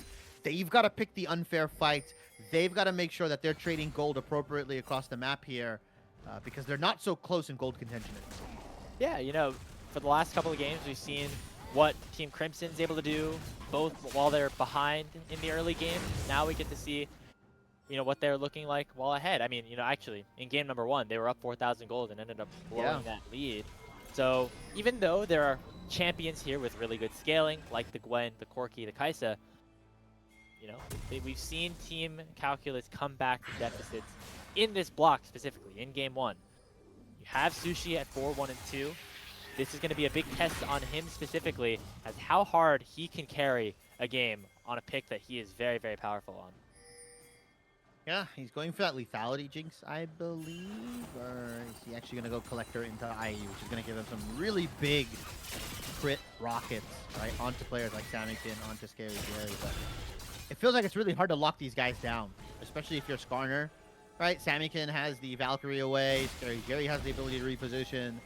Crimson as well can dash around, and even if you do lock her down, it's very hard to kind of kill her unless you're in her hollowed mist. So it feels like this Skarner is going to have a hard time using this Impale on anyone, as they are going to look to get onto Scary Jerry. Hex Flash over, and Might just give them this inside track onto the mid lane. I don't actually think it's going to give them this mid lane tier 1, though. And we'll see. Look at Kim down on a Kim big down. flank. Actually finds Sushi immediately. Not going to be able to take down the Jinx just yet, but the rocket from Samikin will. A nice engage out of Kim down. Has already taken the Jinx out of the fight. And here comes Crimson on the flank as well. It is a 3-0. And they can't even go for the Baron because we're not even at the 20-minute mark. It'll be instead a siege on the tier 2. Yeah, dragons aren't up, barons aren't up. So instead, we're going to see a nice team fight coming out from Team Crimson here off of a big flank from Kim down. This is the kind of Kim down we were expecting in game 1 and 2 with the Alistar and the Rel. But on this, Rakan has been performing so well right now. And despite Sushi and Cryogen's best efforts in that 2v2 in the bottom lane, they just haven't, like you said, been able to translate those leads into anything meaningful. Maybe if Darkwings and Sushi can get to the 3-item mark, they can start kind of turning the tides of these team fights. But Samikin and Scary Jerry are cresting upon their 2-item power spike. Specifically, Samikin is going to evolve that Muramana into the Manamune, and he's going to start to hurt a lot more with these rockets. So we'll see if, anything can be said about it. But right now, Samikin and Crimson are looking like forces to be reckoned with here in this game. Scary Jerry quietly has 2 items right now, and Sushi does not. Actually, I'm curious who actually has more gold between these 2 marksmen at this very moment. It actually is Scary Jerry ahead of Sushi, despite the KDAs not looking as pretty. But it goes to show what happens when you have a lead on these champions who can scale. Samikin doing a ton of damage right now in this game, leading the way with 9,000 gold generated. And see punch that he can pack with those rockets. Now an engage here as Kim down has been ulted by Cryogen. A teleport has come in as well. So Team Calculus want to try and fight this. The question is, will they be able to do so? Here comes Crimson with the needlework coming in. And already Cryogen has gone down. And now the fight really can go in Crimson's favor. Oh, again, a little bit more can be found. Samikin now dominating on the Corki. And it's another 3-0. 17-7. And it looks like Team Crimson want to end this game quick. Gonna pick up an inhibitor in the top lane. Death hammers are pretty low. I don't think they're gonna push for too much more here. Baron's coming up in about 20 seconds. It'll be interesting to see if they end up resetting and then going to the Baron, which I think they should do. They can kind of just pull this as much as they want here. They are 10,000 gold ahead right now. And despite how game 1 and game 2 went, Crimson, or Team Crimson, just absolutely dominating game 3. Excellent play from pretty much everyone across the board. Crimson leveraging that Gwen pick, Samikin and Will punishing this Anivia pick. You see Dr. Calculus, this team kind of picking through the remaining champions after, having, like you said, 20 champions off the board plus the extra 10 from the bans. Like, they've got to kind of dig deep a little bit. And I also think Darkwing's wanting to try something new. I feel like Darkwing's definitely did have a couple champions that he could have picked. Maybe the Syndra, that would have been available, but has decided to opt in for the Anivia. Not working out so far. Trust me, guys. It's good. Yeah, don't worry. I've got the pick. Once I'm 3 items, oh man, it'll be different. But not at 3 items just yet. Might not be able to get there for the rest of this game. Calculus in some trouble right now as Samikin goes godlike. Gold lead over 10,000 here at the 20-minute mark. Hey, at least it will not be a sweep. I'm glad that both teams got to experience the win. It was really well-executed stuff. I think Will had a really good part of this game setting up for his team. Now they're looking for even more in the entire base of Team Calculus. Jerry picking himself up a double kill. We already saw Sushi get one, but no. Darkwings will be able to shut him down with a Glacial Storm, but that's all that he shall get. Kryra ulting Will under the turret should be able to pick him up. It is an extended 4 versus 2, but it looks like Team Crimson will be okay with that. They're going to pick up their bottom lane inhibitor. That's their second of the game. Only the mid lane one remains right now. They'll use the Hex Gate to go back and pick up that trade. Baron not started. Doesn't really need it. They're so far ahead of gold here. Team Calculus looking like Team Algebra right now. They are so far down in gold. 12,000. It's rough. I mean, this is not a fun position to be in. Ultimate does get invested. It hits Samikin, but that's like it's a moral victory. We'll take that. We'll take that. Mosquito. That's like, oh man, that's annoying. I'm gonna recall again here. Yeah, this is like really tough tough position for Team Calculus right now. Kryra picking up his second item. We do see that these guys cresting up on their 2-item power spikes, or cresting up on 2 items. Unfortunately, though, Team Crimson is hitting 3 items now. Yeah, they've already been there, done that. Like, now they Jerry had has 2 items a while ago. Yeah, Jerry's got a Nashers. That's a rapid fire cannon for Samikin as well to just deal even more poke damage. Look how aggressive he is with that Hex Gate usage as well. Knowing that Kryra is right there, going in anyway because he knows he's that strong Glacial Prison, already finding his way onto Dark Wings, and he's going to be in some trouble as the first casualty will be Kryra. Here comes Kim down, lands 3 charms with the quickness. Scary Jerry dashes in, and this should be the end of the game. Baron not even necessary. Dark Wings doing enough damage, but not going to find a single kill. It's a 5-for-0 at the 23-minute mark. Might not be it might not be the majority of games here, but it was definitely the most one-sided, going the way of Team Crimson as we wrap up this first block of the Combine. Team Calculus doing a very good job in game 1 and 2, but Team Crimson, when they got that lead, man, did they run away with it. That's kind of what we expected Team Calculus to do when they had those early leads, right? Or when they were like super far ahead and they had that first Baron, that second Baron. That's just kind of what happens when you give a more experienced team that much gold. Like they know, they're very decisive on when to end and how to pull the Baron and force you into a team fight. That's very true. good redemption game, I would say, from Team Crimson here, and everyone firing on all cylinders. Samikin, Scary Jerry, and Crimson leveraging their lane matchups, leveraging their champions. It's tough. I mean, Dr. Calculus 5k damage, bro. Like, he was just not having a fun time on this Garrett. Like half I of would that say damage this- was that one solo kill onto Crimson earlier on. I will say this. A Combine is no better place than to test out these matchups, right? Like, you wouldn't want to pull this out in NACL or Tier 3 and then, like, be the reason you lose the game here. So, having that available, having the ability to kind of try to pull that out and be like, you know what, I think this is the pick. I think I can take this red side counter pick this Garen into the Gwen, and you know, sometimes you fall flat on your face, but that's just kind of like a part of learning. And these guys, a lot of these guys on Team Calculus side, very young, a lot of years of League of Legends ahead for them, and I'm excited to see where they end up. But very good game 3, very dominant game 3 from Team Calculus here. Yeah, I like the point that you brought Or up Team there Crimson. that, you know, Team Calculus is not doing the winning, unfortunately, in that game. They did ultimately take the set 2-1. I do like that you brought up the fact that, you know, this team of 5 players who have all been at the Tier 2 level actually were able to close out a game the fastest. That is definitely a skill that we have seen, you know, other teams, you know, specifically in the NACL, you know, not be able to accomplish. You think of Blue Otter earlier on in that summer split, where they were getting these big leads and you know, taking the games very late. And then eventually that is something that they learned over the course of the season, got to where they were by the end of the year. So all things to take into consideration when we look at how these guys have, you know, looked at least so far. But that's going to do it for our first block. Congratulations and you know, GG's to all these players. We appreciate them coming out, showcasing their skills for us and, of course, everybody else to watch them play. Should be a pleasure, as always. Any last messages before we send things over to our second block of games?